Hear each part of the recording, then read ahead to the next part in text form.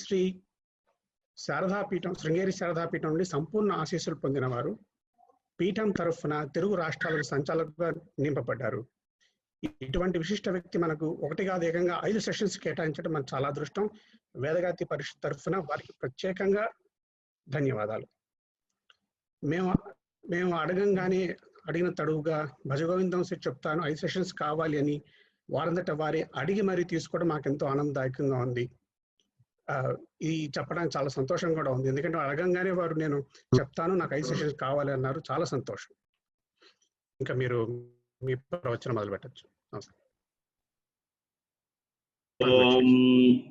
గణానాన్త్వా గణపతిగుం హవామహే కవిం కవీనాముపమశ్రవస్తమం జ్యేష్ఠరాజం బ్రహ్మణాం బ్రహ్మణస్పతాన శృణ్వన్ నోతిభిః సేదసాదనం. శ్రీ మహాగణాధిపతయే నమః.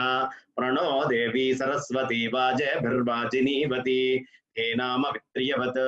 శ్రీ మహాసరస్వత్యై నమః.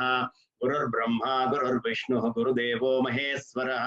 గురు సాక్షాత్ పరబ్రహ్మ తస్మై శ్రీ గురవే నమః.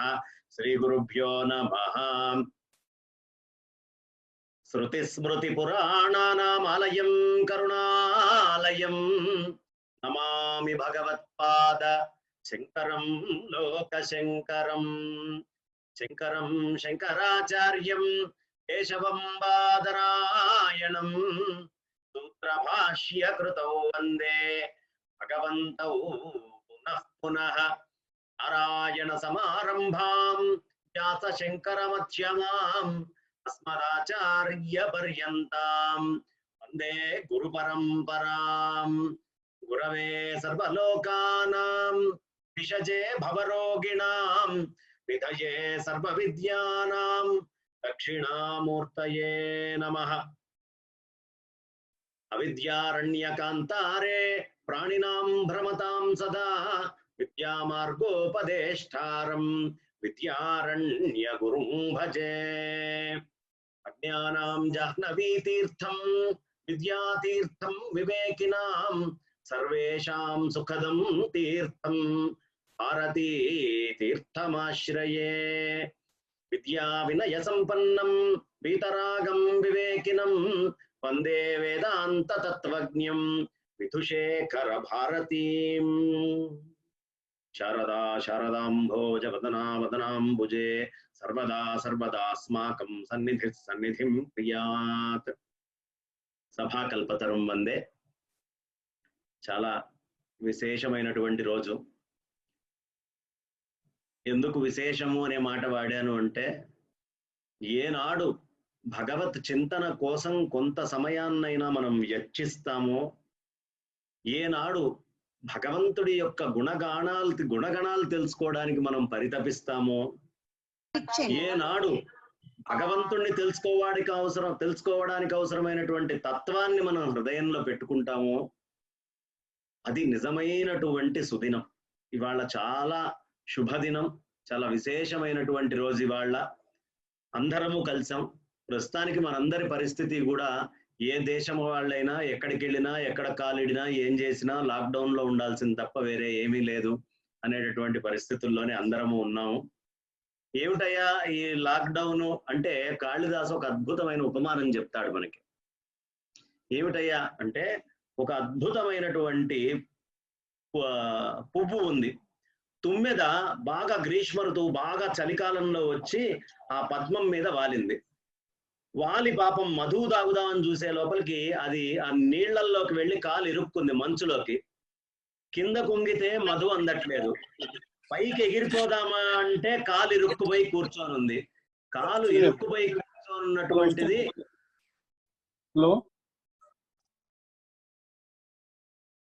కాలు ఇరుక్కొని లోపల పువ్వు మీద ఉంది. ఆ ఇరుక్కోనున్నటువంటి కాలు ఎగిరిపోదామంటేనేమో బంధించింది, వంగి మధువు తాగుదామంటే అవకాశం లేదు. ఈ లాక్డౌన్ కూడా అంతే. ఏదైనా ప్రాపంచిక విషయాల్లోకి పోదామా అంటే అవకాశం లేదు. గవర్నమెంట్ అన్ని వైపులా మూసేసి కూర్చోబెట్టింది. పోనీ అన్న పారమార్థికమైన విషయాల వైపు వెళ్దామా అంటే ఈ మనస్సు అంతర్ముఖం కాదు, ఎంతసేపు ఉన్నా బహిర్ముఖం మీద చిన్ననాటి నుండి అనేక రకాలైన ప్రయత్నాలు చేసింది. మనందరి పరిస్థితి అదే. లోపలికి వెళ్ళి ఆనందం తీసుకుందామంటే లేదు, వీటికి ఎగిరిపోదామంటే అవకాశం లేదు. ఈ సంసారం అనేటటువంటి బంధం కూడా అంతే. ఒక్కసారి వచ్చి ఇరుక్కున్న తర్వాత సంసారంలో ఏదైనా మధువు తాగుదామంటే దొరకదు, దాని నుంచి వెళ్ళిపోయి బయటికి వెళ్దామన్న అవకాశం ఉండదు. కాబట్టి ఇది చాలా ప్రత్యేకమైనటువంటి పరిస్థితి. అయితే ఏమిటయ్యా దీనికి మార్గము అంటే, ఏ సమయంలో అయితే కొద్ది సమయం గనక అలా ఇరుక్కొని ఉన్నప్పుడు సూర్యనారాయణమూర్తి కిరణాలు గనక వచ్చి పడితే, ఆ కిరణాల వల్ల మంచు కరిగిపోయి ఎలా అయితే ఆ తుమ్మెద కావాలంటే ఎగరనగలదో మధువు తీసుకోగలదో, అలా ఆత్మజ్ఞానము తత్వజ్ఞానము అనేటటువంటిది ఎవడి హృదయంలో అయితే పట్టి కూర్చొని ఉంటుందో, ఆ హృదయం లోపల ఆత్మతత్వాన్ని పెట్టుకున్నవాడు కావాలంటే ఎగిరిపోనగలడు, అంటే ఆ పారమార్థిక సత్తాలోకి వెళ్ళగలడు, ఇటు లౌకికంగా సంసారంలో ఉంటూ కూడా ఆనందాన్ని పొందగలడు. కాబట్టి ఇవాళ రోజున మనం భజగోవిందము అనేటటువంటి అంశము చెప్పుకుంటున్నాం. అది సాక్షాత్తు వేద గాయత్రి పరిషత్ యొక్క ఆధ్వర్యంలో, ఆస్ట్రేలియాలో ఉండేటటువంటి వేద గాయత్రి పరిషత్ ఆధ్వర్యంలో ముందు కార్యకర్తలందరికీ కూడా, వినేటటువంటి శ్రోతలకి, చెప్పేటటువంటి వక్తనైనటువంటి నాకు అందరికీ కూడా ఆ గాయత్రి అమ్మవారి యొక్క అనుగ్రహం ఉండాలి అని మనస ఆ తల్లికి సాష్టాంగ ప్రణామాలు చేసుకుంటూ, విశేషం ఏమిటి అంటే భజగోవిందము అనేటటువంటి స్తోత్రాన్ని ఆది శంకరాచార్యుల వారు చాలా చాలా చాలా విభిన్నంగా దాన్ని తయారు చేసి ఇచ్చారు మనకి. ఎలా చేశారయ్యా అంటే, కష్టతరమైనటువంటి సాహిత్యము చాలా కఠినంగా ఉంటుంది. శంకరాచార్యుల వారు సహస్ర శ్లోకి, ఇంకా పైన వెళ్తే అద్వైత సిద్ధి లాంటి గ్రంథాలు అనేక ఉంటాయి. వేదాంతం చాలా కఠినంగా ఉంటుంది. ఈ వేదాంతం అంతా మనిషి లోపలికి తీసుకోలేడేమో, తీసుకోవాలంటే దానికి తగ్గటువంటి పరిస్థితి వాడికి మనస్సులో ఉండాలి కదా. ఆ పరిస్థితి కావాలి అంటే ఏం చెయ్యాలి అని బాగా ఆలోచించినటువంటి జగద్గురువులు, ఎవరి యందు వైరాగ్యం ఉండదో, ఎవరి యందు భక్తి తత్వం ప్రతిష్ట కాదో, ఎవరి యందు జ్ఞానము అనేటటువంటిది వచ్చి కూర్చోదో వాళ్ళకి ఆ పరతత్వము అనేది పట్టదు. కాబట్టి వీటన్నిటినీ అనాయాసంగా అరటిపండు ఒలిచిపెట్టినట్టుగా అందరికీ అందించాలి అనే ఉద్దేశ్యంతో శంకర భగవత్పాదాచార్యుల వారు భజగోవింద స్తోత్రాలను రచించారు. ఏం చేశారయ్యా శంకరాచార్యుల వారు ఈ భజగోవిందాన్ని రాయడానికి అంటే, ఆయన ఒక అద్భుతమైన కార్యక్రమం చేశారు. ఉపనిషత్తుల్ని అన్ని సమస్తమైనటువంటి వేదాంత జ్ఞానాన్నంతా దగ్గర తీసుకొచ్చి బాగా మదనం చిలికారు, సముద్రం చిలికినట్టుగా చిలికి దాని నుంచి వచ్చే మూల పదార్థమైన అమృతత్వాన్ని బయటికి తీశారు. ఆ అమృతత్వమే ఈ భజగోవిందం. అలాంటి భజగోవిందాన్ని మనందరికీ జగద్గురువులైనటువంటి శంకర భగవత్పాదాచార్యుల వారు అందించడం జరిగింది. కాబట్టి ఎంత చక్కగా అనాయాసమైనటువంటి పదాలతోటి మనం ఏమీ కష్టపడక్కర్లేదు. అసలు వింటుంటేనే హృదయంగా ఆనందంగా ఉంటుంది. అలా వింటూ లోపల ఉన్న భావాన్ని గనక మనం లోపల కొద్దిగా పంపించిన మనస్సులో నుంచి దానంతట అదే వెళ్ళిపోతుంది. అయితే ఇవాళ వేదగాయత్రి పరివారి యొక్క ఉద్దేశ్యం ఏమిటి అంటే, శ్రవణము అందరూ కూడా వినాలి అంటే దానికి తగ్గ ఏర్పాటు చెయ్యాలి అని ఒక వేదికను ఏర్పాటు చేశారు. ఎక్కడో భారతదేశంలో నేను, సముద్రాలు దాటితే మీరు, అనేక ప్రదేశాల్లో విభిన్నమైనటువంటి జనాభా అందరము కూడా ఓ దగ్గర కలిసేటటువంటి ప్లాట్ఫామ్ ని దాన్ని మనకి చక్కగా క్రియేట్ చేసి ఈ జూమ్ యాప్ ద్వారా ఇంత చక్కటి కార్యక్రమాన్ని ఏర్పాటు చేశారు. అయితే ఇక్కడ మనం తెలుసుకోవాల్సిన విషయం ఏమిటి అంటే, శ్రవణము అనేటటువంటిది ఎప్పుడు మనిషి వదిలిపెట్టకూడదు. శ్రవణము చాలా శ్రద్ధగా శ్రవణం చెయ్యాలి.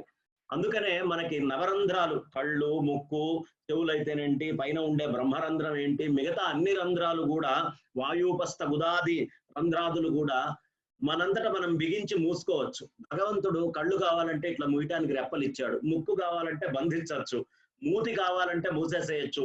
అలాగే మనం బ్రహ్మరంధ్రం మూసే ఉంటుంది, మిగతా రంధ్రాలన్నింటినీ కూడా మూసేయచ్చు. కానీ మూసే అవకాశం లేకుండా, తలుపులు అనేటటువంటిది పెట్టకుండా భగవంతుడు మనకి ఇచ్చినటువంటిది చెవులు అనేటటువంటి ద్వారాలండి.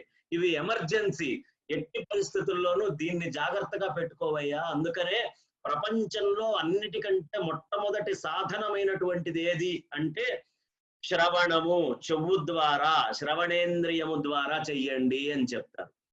దీంట్లో ఇంకొక స్థాపత్యం కూడా ఉంది. శ్రవణము అనేది ఎందుకు ప్రధానము అంటే, మనకి మొత్తము పంచభూతాలని తీసుకుంటే ఆకాశము మొదటి భూతము, ఆకాశం నుంచి వాయువు వచ్చింది, వాయువు నుంచి అగ్ని వచ్చింది, అగ్ని నుంచి జలం వచ్చింది, జలము నుంచి పృథివీ వచ్చింది. మొట్టమొదటి ఇంద్రియం ఏమిటి, మొట్టమొదటి భూతం ఏమిటి అంటే ఆకాశము. ఆకాశం యొక్క లక్షణం ఏమిటి? శబ్దము. కాబట్టి మొట్టమొదటిదైనటువంటి శబ్ద లక్షణాన్ని నువ్వు పట్టుకుంటే మిగతా అంతా నీకు వశం అయిపోతుందయ్యా ప్రకృతిలో. ఈ వాయువులు కానివ్వండి, ఈ అగ్ని కానివ్వండి, ఈ జలాలు కానివ్వండి, పృథివీ కానివ్వండి, ఓషధులు కానివ్వండి, అన్ని మన వశంలోకి రావాలి అంటే ఈ శ్రవణేంద్రియము అనేటటువంటిది చాలా ప్రధానము అనే ఉద్దేశ్యంతో మొట్టమొదట శ్రవణేంద్రియంతో మొదలు పెడతారు. కాబట్టి శ్రవణము, తర్వాత రూపము, జ్యోతిషాన్ని చూపిస్తారు, అగ్నితత్వాన్ని మనకి చూపిస్తారు. అలా ఒక్కొక్క తత్వాన్ని మనకి తీసుకుంటూ వచ్చి ఈ శ్రవణము అనేది చాలా ప్రధానంగా మన పెద్దలందరూ మనకి నిర్ణయించటమైంది. కాబట్టి శ్రవణము అనేది మనం చాలా శ్రద్ధగా జాగ్రత్తగా చేయాలి. శ్రవణం చేయటం ఎవరి దగ్గర నుంచి నేర్చుకోవాలి అంటే పార్వతి అమ్మవారి దగ్గర నుంచి నేర్చుకోవాలి. శ్రవణం చేయటం ఎవరి దగ్గర నుంచి నేర్చుకోవాలి అంటే పరీక్షిత్తు దగ్గర నుంచి నేర్చుకోవాలి. కాబట్టి శ్రవణము చేయటం వల్ల తరించినటువంటి వాళ్ళు ఎవరు, శ్రవణం చేయటం వల్ల మనకింత సాహిత్యం వచ్చిందో, మొత్తము పార్వతి అమ్మవారు పరమేశ్వరుణ్ణి ప్రశ్నలు వేస్తే ఆయన చెప్తుంటే ఆవిడ విన్నది కాబట్టి మనకింత సాహిత్యం వచ్చింది. ఇంత గొప్పమైనటువంటి పురాణాలు అన్నీ కూడా వచ్చినాయి. కాబట్టి శ్రవణము అనే లక్షణం ఉన్న దగ్గరే జ్ఞానము అనేటటువంటిది ఉద్భవిస్తుంది. ఆ జ్ఞానం అక్కడి నుంచి పారుకుంటూ ముందరికి వెళ్తూ ఉంటుంది. కాబట్టి శ్రవణము చాలా ప్రధానము. ఇక్కడ ఆదిశంకర భగవత్పాదాచార్యుల వారు ఈ భజగోవింద స్తోత్రము అనేటటువంటిది చేసేటప్పుడు మొట్టమొదట అసలు ఏ సందర్భంలో ఇది చేయాల్సి వచ్చింది? అతి చిన్న వయసులో దక్షిణామూర్తి స్వరూపంగా ఆయన ఉద్భవించి చిన్న వయసులోనే అనేక మహాత్మ్యాలు చేశారు స్వామివారు. అలా అంటే చక్కగా ఒక రోజు భిక్షాటనకు వెళ్ళినప్పుడు కనకధారాస్తవంతో మొత్తము ఎకనామిక్స్, ధనము అనేటటువంటిది లేని వాళ్ళకి ఎలా పంచాలి, ఏ స్థాయిలో పంచాలి అనేటటువంటి విషయాన్ని చూపించారు. అలాగే ఇంకొంచెం ముందరికి వెళ్తే పూర్ణ నదిని తన తల్లికి ఇబ్బందిగా ఉందని జలాలన్నిటిని ఆధీనంలో తీసుకున్నారు. జలాలని ఆధీనం తీసుకోగలిగేటటువంటి శక్తి ఒక్క పరమేశ్వరుడికి మాత్రమే ఉంది. అందుకనే అష్టమూర్తుల్లో జలమూర్తిగా మనం పరమేశ్వరుణ్ణి చెప్పుకుంటాం.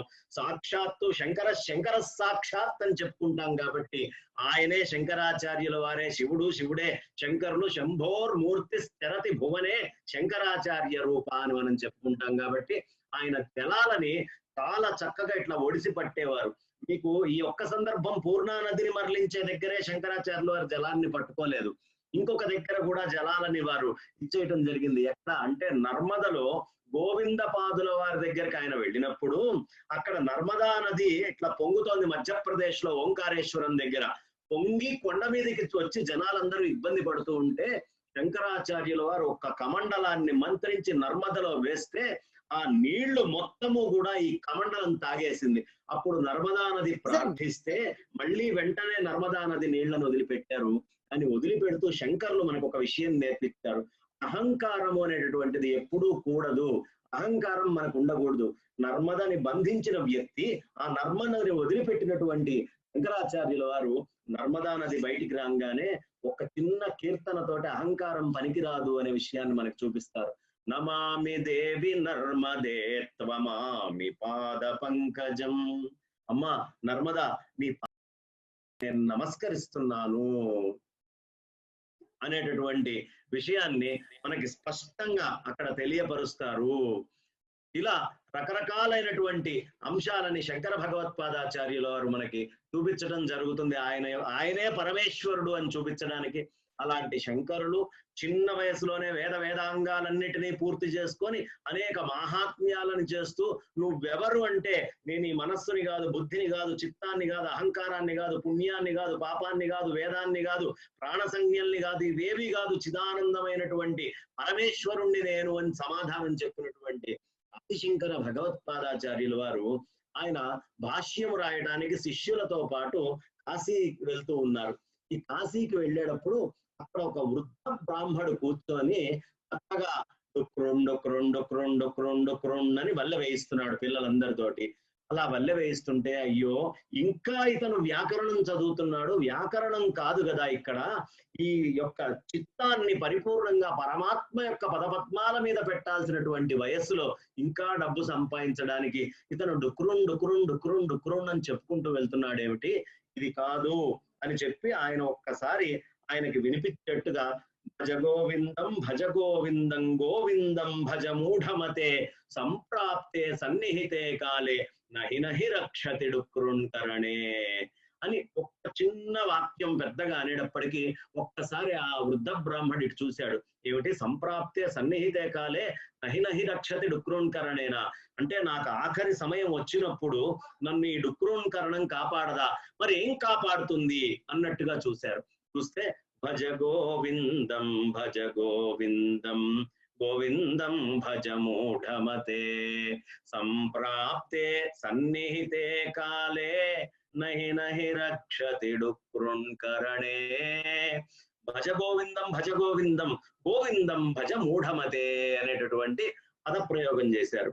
చేసేటప్పటికి ఇదేమిటబ్బా, నన్ను ఇంతకాలము డుక్రున్ అని నేను వ్యాకరణం గొప్పగా వల్లె వేస్తుంటే గోవిందా గోవిందా అనమంటాడేమిటి, సన్నిహిత కాలం వచ్చినప్పుడు ఈ డుక్రోన్కరణే నిన్ను కాపాడదు, కాపాడేవాడు గోవిందుడొక్కడే అనే విషయాన్ని సుస్పష్టంగా అర్థమయ్యేటట్టుగా పలుకుతాడు. పలికేటప్పటికి అతను ఇంకా చాలా శ్రద్ధతో అంత వయసులో ఉన్న ఆయన వచ్చి శంకరాచార్యుల వారి దగ్గర సాగిలబడి ఒక్కసారి నమస్కారం చేసి నాకు జ్ఞానోపదేశం చేయమంటారు. అయితే ఇక్కడ చూడండి, ఆయన వారు వేసినటువంటి పదప్రయోగంలో భజ గోవిందం గోవిందం భజ మూఢమతే అని 3 ప్రయోగాలు చేశారు. ఏమిటి భజ గోవిందం గోవిందం భజ మూఢమతే అనే పదం వాడుతున్నారు అంటే, ఈ ప్రపంచంలో మనం ఏం మొదలు పెట్టినా గురుస్మరణ చేయకుండా మొదలు పెట్టకూడదు. మరి గురుస్మరణ లేదు, ప్రత్యక్షంగా భజ గోవిందం గోవిందం భజ మూఢమతే అంటున్నారు ఏమిటి అంటే, ఇక్కడే ఆయన యొక్క గురుస్మరణ దైవస్మరణ రెండిటినీ మనకు కనిపించేట్టుగా చూపిస్తారు. శంకరాచార్యుల వారి గురువు గారు గోవిందపాదుల వారి గుర్తుగా ఒక గోవిందాన్ని వేశారు, ఇంకొకటి గోవిందుణ్ణి చూపిస్తూ ఇంకొక గోవిందాన్ని వేశారు. భజ గోవిందం గోవిందం భజ మూఢమతే అని గోవిందం భజ దగ్గర గురువు గారి యొక్క నామాన్ని కూడా దాంట్లోనే చేర్చి చూపించారు. ఈ భజ గోవిందము అనేటటువంటిది చాలా విచిత్రమైనటువంటి స్వరూపంగా మనకి చూపించబడుతుంది. ఎందుకు విచిత్రంగా చూపించబడుతుంది అంటే, చూడండి, పురుషార్థము అనేటటువంటిది పొందాలి అంటే ఏమిటి, 4 ఉండాలి. ఏమిటవి? ధర్మ అర్థ కామ మోక్షము అనేటటువంటి 4. మొట్టమొదటిది ఏం చెప్పారు? భజ గోవిందం, నాయన గోవిందుణ్ణి భజించడం ధర్మము, ఇది నువ్వు చేసి తీరాల్సిందే అని చెబుతూ మొట్టమొదటి శ్లోకం మొదలు పెట్టడమే అయిపోయింది కదా. మొదలు పెట్టడమే మూఢజహీహి ధనాగమ తృష్ణం అని ధనం గురించి చెప్పారు. అంటే రెండోది అర్థం గురించి చెప్పారు. 3వ శ్లోకం వచ్చేది నారీస్తన భరణాభీదేశం దృష్ట్వామాగా మోహావేశం ఏతన్మాంసవసాది వికారం మనసి విచింతయ వారం వారం అంటారు. అంటే 3వది కామము అనే పురుషార్థాన్ని తీసుకొచ్చారు. ఎప్పుడైతే ధర్మ అర్థ కామాల్ని నువ్వు పట్టుకొని వైరాగ్యము అనేది ముందరికి తీసుకొని వెళ్తావో, ఇక తుది మెట్టు నీకు మిగిలేటటువంటిది మోక్షం ఒక్కటే. మోక్షము అనేటటువంటిది దానంతటా అదే సిద్ధిస్తుంది అని మనకి సుస్పష్టంగా శంకరాచార్యుల వారు భజ గోవిందాన్ని ధర్మ అర్థ కామ మోక్షాలు 4టిని చెప్పేటటువంటి ఒక మహావిద్యగా మనందరికీ అందించడం జరిగింది. కాబట్టి ధర్మ అర్థ కామ మోక్షాలు అనేవి కావాలి అంటే భజ గోవిందాన్ని పూర్తిగా నీ హృదయం లోపల ప్రతిష్ఠ చేసుకో అనే సత్యాన్ని మనకి శంకరాచార్యుల వారు చక్కగా తెలియపరిచారు, తేట తెల్లంగయ్యేట్టుగా. కాబట్టి శంకరాచార్యుల వారు చెప్పినటువంటి భజగోవింద స్తోత్రము ప్రతి ఒక్కళ్ళకి కూడా కంఠోపాఠం అయి ఉండాలి. కంఠమునందు అది ఎప్పుడు అట్లా ఒక ఆభరణం లాగా ఉండిపోవాలి. కాబట్టి దాన్ని ఇవాల్టి నుంచి అయినా సరే మనం అధ్యయనం చేద్దాం. ఒక్కసారి అందరము కూడా గోవిందా గోవింద 2 చేతులు ఇలా పైకని గోవింద నామస్మరణ చేసుకుందాం. గోవిందా గోవింద. ఎందుకు గోవింద నామం చేయమంటున్నానంటే, మనము గోవింద అంటే తరించబడతాం. ఒకవేళ అనలేదనుకోండి ఏం పర్వాలేదు, ఇవాళ గోవింద అనకపోయినా ఏదో ఒక రోజు గోవింద అంటాం ఖాయం. ఎవడైతే గోవింద అనే లోపు గోవింద అంటాడో వాడు అదృష్టవంతుడు. కాబట్టి గోవింద నామస్మరణాన్ని మాత్రం ఎప్పుడూ మర్చిపోవద్దు. మరవకురా నామస్మరణము మరవకురా, భగవన్నామ స్మరణము మరవకురా అని మనకి స్పష్టంగా చెప్తూ ఉన్నారు. ఎప్పుడు నామస్మరణాన్ని వదిలిపెట్టద్దు. గోవింద గోవింద గోవింద అంటూనే ఉండాలి. ఎప్పుడెప్పుడు గోవింద అనాలి అంటే, శంకరాచార్యుల వారు ఊరికనే భజ గోవిందం అని చెప్పలా. గోవిందేతి సదా స్నానం, గోవిందేతి సదా జపం, గోవిందేతి సదా ధ్యానం, సదా గోవింద సంకీర్తనం. అయ్యా స్నానం చేసేటప్పుడు గోవింద అనవయ్యా, గోవిందేతి సదా జపం. నీ జపం ఏమంటావు? గోవింద గోవింద గోవింద అనే జపం చెయ్యి. అలాగే గోవిందేతి సదా ధ్యానం. నువ్వు ధ్యానం ఏమన్నా చేయాలన్నా దాంట్లో కూడా గోవింద గోవింద అను. సదా గోవింద సంకీర్తనం. అప్పుడు ఇప్పుడు దేనికయ్యా? నిత్య నిరంతరం గోవింద సంకీర్తనే చెయ్యి అని మనకి చక్కగా మహాత్ములైన వాళ్ళందరూ తెలియపరుస్తూ ఉన్నారు. ఏమిటండి గోవింద గోవింద అంటమే పరమావధి? అది కూడా స్నానం చేసేటప్పుడు, జపం చేసేటప్పుడు, ధ్యానం చేసేటప్పుడే అనాలా? ఇంకా మిగతా అప్పుడు అంటే ఇక్కడ చూడండి ఎంత చక్కటి అర్థము మనకి చెప్తారో. మనకి పోతన గారి యొక్క భాగవతంలో ఒక మాట చెప్తారు. చేతులారంగ శివుని పూజింపరేని, అంటే చేతులు నొప్పి పుట్టేదాకా చక్కగా అట్లా శివుడికి చేయొచ్చు కదా. నోరు నొవ్వంగా హరికీర్తి నుడువరేమి, నోరు నొప్పి పుట్టేదాకా హరికీర్తి చెయ్యండి అయ్యా. దయయు సత్యము లోనుగా దళపరేని, దయా సత్యము అనేవి లోపల తలుచుకోండి, లేకపోతే కలుగనేటికి తల్లుల కడుపు చేటు అని చెప్తారు. అది ఈ శ్లోకం. ఈ రెండు దగ్గర దగ్గర పెడితే మనకు ఒక అద్భుతమైన అర్థం తెలుస్తుంది. ఏమిటి అంటే గోవిందేతి సదా స్నానం. స్నానం దేనికి చేస్తామండి? శరీరానికి చేస్తాం. అంటే నీ కాయికమైనటువంటి మలాలన్నిటికీ స్నానం ఏమిటి? గోవింద అనే నామం. గోవింద అన్నంత మాత్రానే శరీరానికి ఉండే మలం అంతా పోతుంది. రెండోది వాచికమైనటువంటి మలం. జపం దేనితోటి చేస్తాం? వాక్కుతోటి చేస్తాం. వాక్కుతోటి కూడినటువంటి మలం మొత్తం కూడా పోవాలి అంటే నువ్వు చేయాల్సింది ఏమిటి? గోవింద నామస్మరణే. గోవిందేతి సదా ధ్యానం. నువ్వు ధ్యానం చేయాలనుకో, ధ్యానం దేనితోటి చేస్తాం? మనస్సుతోటి చేస్తాం. ఇలా కూర్చొని మనస్సుతోటి ధ్యానం చేస్తాం. కాబట్టి నీ మనస్సులో ఉండేటటువంటి దోషాలన్నీ కూడా పోవాలి అంటే నీకు గోవిందుడు ఒక్కడే దిక్కు.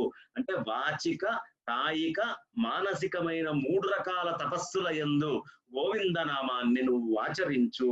గోవిందుడు ఒక్కడే దిక్కు అని చెబుతూ భజ గోవిందం భజ గోవిందం గోవిందం భజ మూఢమతే అని మనకు తెలియపరచడం జరిగింది.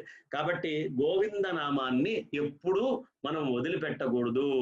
అందుకనే మనకి ఎంతో మంది మహాత్ములు అన్నమయ్య దగ్గర నుంచి మనకి గోవిందా గోవిందా అని తలుచుకోమనే చెప్తారు. ఆ గోవింద నామాన్ని ఎప్పుడూ మనం మర్చిపోకూడదు. ఎప్పుడూ ఆ గోవిందుణ్ణి ధ్యానం చేస్తూనే ఉండాలి. భావములోన బాహ్యమునందున, భావములో బాహ్యములో గోవింద గోవింద అని తలువవో మనస అని అన్నమాచార్యులు వారు కూడా చెప్తారు. ఆ గోవిందుడి యొక్క మహత్తు అంత విశేషంగా మనకందరు పెద్దలచే చెప్పబడ్డది. ఎవరయ్యా ఈ గోవిందుడు? ఈ గోవిందుడు అంటే శివుడా? ఈ గోవిందుడు అంటే విష్ణువా? ఈ గోవిందుడు అంటే శక్తి? ఈ గోవిందుడు అంటే గణపత? లేకపోతే ఈ గోవిందుడు అంటే కుమారస్వామి? ఈ గోవిందుడు అంటే సూర్యనారాయణమూర్తి? ఎవరు ఈ గోవిందుడు అంటే మనకి చక్కగా చెప్తారు పెద్దవాళ్ళందరూ. త్యాగరాయ స్వామి వారు చెప్తారు, వెంకటేశ్వర స్వామి దగ్గరికి వెళ్ళి అక్కడ నిల్చొని శివుడనో భవుడనో మాధవుడనో కేశవుడ కమల భవుడనో ఏమని పిలిచేదయ్యా నిన్ను? శివుడన్నా బ్రహ్మదేవుడన్నా విష్ణుమూర్తి అన్నా కాదు, ఈ కలియుగంలో ఉండేటటువంటి కలి దోషాలన్నిటినీ తీసేటటువంటి భగవంతుడిగా నిన్ను నేను పూజిస్తున్నాను అని వెంకటేశ్వర స్వామి గోవిందుడిని ఆయన ధ్యానం చేస్తారు. అలాగే అన్నమాచార్యుల వారు ఎంత మాత్రమున ఎవ్వరు దలచిన అంత మాత్రమే నీవు అని చక్కగా చెప్తూ వెళ్తూ సరినెన్నుదురు శాక్తేయులు శక్తి రూపు నీవనుచున్. శక్తిగా నిన్ను కొలిస్తే నువ్వు కాపాలికులకి కాలభైరవుడిలాగా ఉంటావు, శైవులకి శివుడిలాగా దర్శనమిస్తావు, మరి వైష్ణవులకి విష్ణువులాగా దర్శనమిస్తావు. అట్లా వేదాంతులకి వేదాంతపరమైనటువంటి పరబ్రహ్మ వస్తువుగా నువ్వు దర్శనమిస్తావు. అలా ఏ రూపములో నిన్ను ఎవరు చూస్తే వాళ్ళకి అలా దర్శనమిస్తావు అని సుస్పష్టంగా ఆయన కూడా చెప్పారు. కాబట్టి గోవిందుడంటే శివుడా, విష్ణువా, సూర్యుడా కాదు, సర్వవ్యాపకమైనటువంటి సచ్చిదానంద ఘన చిదానంద పరబ్రహ్మతత్వము, పరమాత్మతత్వము, సర్వవ్యాపకమైనటువంటి ఆ తత్వము, ఆత్మతత్వం ఏదైతే ఉందో అదే గోవిందుడు. నేను గాయత్రి అమ్మవారు అని ప్రార్థన చేస్తాను, ఆవిడ గోవిందుడే, గోవింద స్వరూపమే, ఆత్మతత్వమే. లేదు నేను ఇంకొక శివుణ్ణి రాముణ్ణి ఎవరినైనా కొలువు, ఆ ఉన్నటువంటి నిజ నిర్గుణ నిరాకార సచ్చిదానంద ఘన చిదానంద పరమాత్మ తత్వమే గోవింద తత్వము అని వాళ్ళందరూ దర్శించారు. అందుకనే బ్రహ్మమొక్కటే పరబ్రహ్మమొక్కటే అని మనకి సుస్పష్టంగా అక్కడ చెప్పడం జరుగుతుంది. కాబట్టి అలాంటి గోవిందుణ్ణి నువ్వు ప్రార్థన చేయవయ్యా, అంటే పరమాత్మని హృదయం లోపల పెట్టుకోవయ్యా, అది కాపాడుతుంది. కానీ నిన్ను ప్రపంచంలో ఇంకా ఏ వస్తువు ఏ విధమైనటువంటిది నిన్ను కాపాడలేదు అనే సత్యాన్ని మనకి శంకర భగవత్పాదాచార్యుల వారు ఈ భజగోవిందం ద్వారా ఎంతో చక్కగా అద్భుతంగా అలా ఒలిచిపెట్టినట్టుగా నోట్లో పెట్టేశారు. అంత అద్భుతమైనటువంటి ఆ భజగోవింద స్తోత్రములో, అలాగే మనం ఇందాక చెప్పుకున్నాం పోతన వారి యొక్క పద్యాన్ని కూడా తీసుకొచ్చి పక్కన పెట్టుకున్నాం. చేతులారంగా అంటే ఇది కాయికమైనటువంటిది, నోరు నవ్వంగా అంటే ఇది వాచికమైనటువంటిది, దయయు సత్యము లోనుగా అంటే ఇది మానసికమైనటువంటిది. ఎప్పుడు మహాత్ములు చెప్పినా వాచిక కాయిక మానసికాలు మూడు ఒకటే ఉండాలి. అందుకనే వచస్యేకం కర్మణ్యేకం, మనస్యేకం వచస్యేకం కర్మణ్యేకం మహాత్మనః. ఎవడు మహాత్ముడయ్యా అంటే ఎవడి మనస్సు లోపల, ఎవడి వాక్కు లోపల, ఎవడి పని లోపల ఒకటే అయినటువంటి తత్వం ఉంటుందో వాణ్ణి మహానుభావుడు అంటారు. కాబట్టి అలా వాచిక కాయిక మానసికమైనటువంటి తపస్సంతా ఆ నిర్గుణ నిరాకార సచ్చిదానంద ఘన చిదానంద పరబ్రహ్మ స్వరూపం మీదకి నువ్వు మార్చుకోవయ్యా అని మనకి తెలియపరుస్తున్నారు. దాన్ని ఎప్పుడూ మనం మర్చిపోకుండా అది ఎప్పుడూ హృదయం లోపలే మనం దాచిపెట్టుకొని ఆ సర్వవ్యాపకమైనటువంటి పరమాత్మ తత్వాన్ని మనం ఉంచుకోవాలి అనే సత్యాన్ని మర్చిపోకుండా ఇక భజగోవింద శ్లోకాల్లోకి వద్దాం. కారణం ఏమిటి అంటే నేను చాలాసేపు ఇంట్రడక్షన్ చెప్పొచ్చు. ఈ ఇంట్రడక్షన్ ని చాలాసేపు చెబుతూ శంకరాచార్యుల వారి గురించి ఎక్కువ ఇట్లా సమయం తీసుకొని భజగోవింద స్తోత్ర మాహాత్మ్యం చెప్పుకుంటూ వెళ్తే 5 ఎపిసోడ్లు మనకి ఏ మూలకి సరిపోవు. కాబట్టి ఉన్నటువంటి సమయంలో చక్కగా మనం మణిహారం లాగా, కొలికి పూసలాగా చక్కటి ఒక భజగోవింద హారాన్ని మనం తయారు చేసుకోవాలి. కాబట్టి ముందు మహాత్మ్యం ఏమిటి అంటే భజగోవిందం అయితే ఎవరు చదువుతారో వాళ్ళకి ఖచ్చితంగా ఆ రాగద్వేషాల నుంచి మనస్సు దూరం వెళ్ళిపోతుంది. వెళ్ళిపోయి నిశ్చలంగా స్థిరమైనటువంటి చిత్తం వాళ్ళకి లభిస్తుంది. ఆ స్థిరమైనటువంటి చిత్తము లభించడమే కాకుండా సర్వవ్యాపకమైనటువంటి పరమాత్మ హృదయము లోపల భూతద్దం పెడితే అంతటా నిండి ఉన్నటువంటి సూర్యకిరణాల యొక్క ఆ తీక్షణత ఎలా వచ్చి కింద దగ్ధం చేస్తుందో, సర్వవ్యాపకమైన పరమాత్మ యొక్క తీక్షణత కూడా మన హృదయంలో మనకి స్పర్శ కలిగేటటువంటి స్థితి వస్తుంది. ఆ కిరణాల్ని మనం అనుభవించగలుగుతాం. కాబట్టి భజగోవింద శ్లోకాలలో ఉండేటటువంటి తత్వాన్ని గనక మొత్తము మనం తెలుసుకుంటే మన హృదయం లోపల ఉన్నటువంటి ఆత్మతత్వము ఆ కల్మషాలన్నిటినీ దూరం చేసి పాచి లేనటువంటి నీరులా శుద్ధంగా కనిపిస్తూ ఉంటుంది. మసిబొగ్గు లేనటువంటి అద్దములో మనం ఎంత స్పష్టంగా మనం కనిపిస్తామో అంత స్పష్టంగా ఆ ఆత్మతత్వాన్ని మనం తెలుసుకుంటాం. కాబట్టి మధ్యలో ఒకసారి మాత్రం ఎవరు మొహమాట పడద్దు, గోవిందా అనండి, 2 చేతులు పైకి లేపి గోవిందా. ఎందుకు గోవింద నామాన్ని నేను చేయమన్నా గోవింద గోవింద గోవింద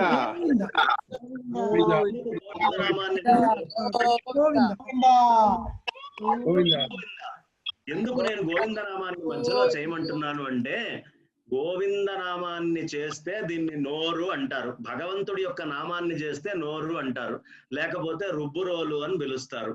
ఈ రుబ్బురోలు ఏం చేస్తుంది, మీరు ఏదైనా కాస్త మినుములో పెసలో ఏదో వేస్తే పిండి చేసి పెడుతుంది.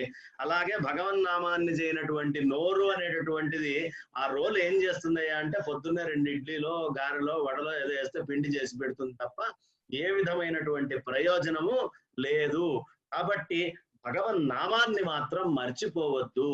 భగవంతుడు మనకిచ్చినటువంటి శక్తి సుస్పష్టంగా పరబ్రహ్మ అక్షర స్వరూపమైనటువంటి పరబ్రహ్మని వాక్స్వరూపంగా బయట కనిగేటటువంటి శక్తిని ఆయన ఇచ్చాడు మనకి పరమాత్మ.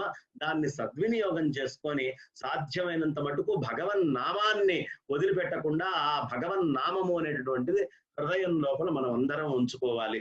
దీంట్లో అనుమానం ఏమీ లేదు అని చెబుతూ భజ గోవిందం భజ గోవిందం గోవిందం భజ మూఢమతే అన్నాడు. అదే మూఢమతే అనేటటువంటి పదం ఎందుకు అంటే, మూఢమతే కాదు మూర్ఖమతి, మూర్ఖుడు, మూఢుడు అని 2 రకాలు ఉంటారు. ఈ మూఢుడికే చెప్తున్నారు కానీ శంకరాచార్యుల వారు మూర్ఖుడికి చెప్పట్లేదు. ఎందుకు మూర్ఖుడికి చెప్పట్లేదు శంకరాచార్యుల వారు అంటే, మూర్ఖుడు అనేటటువంటి వాడు చెప్పినా వినడు, వాడికి అర్థం కాదు. కాబట్టి చెప్పినా వినని వాడి కోసం నేను చెప్పట్లేదయ్యా భజగోవిందం.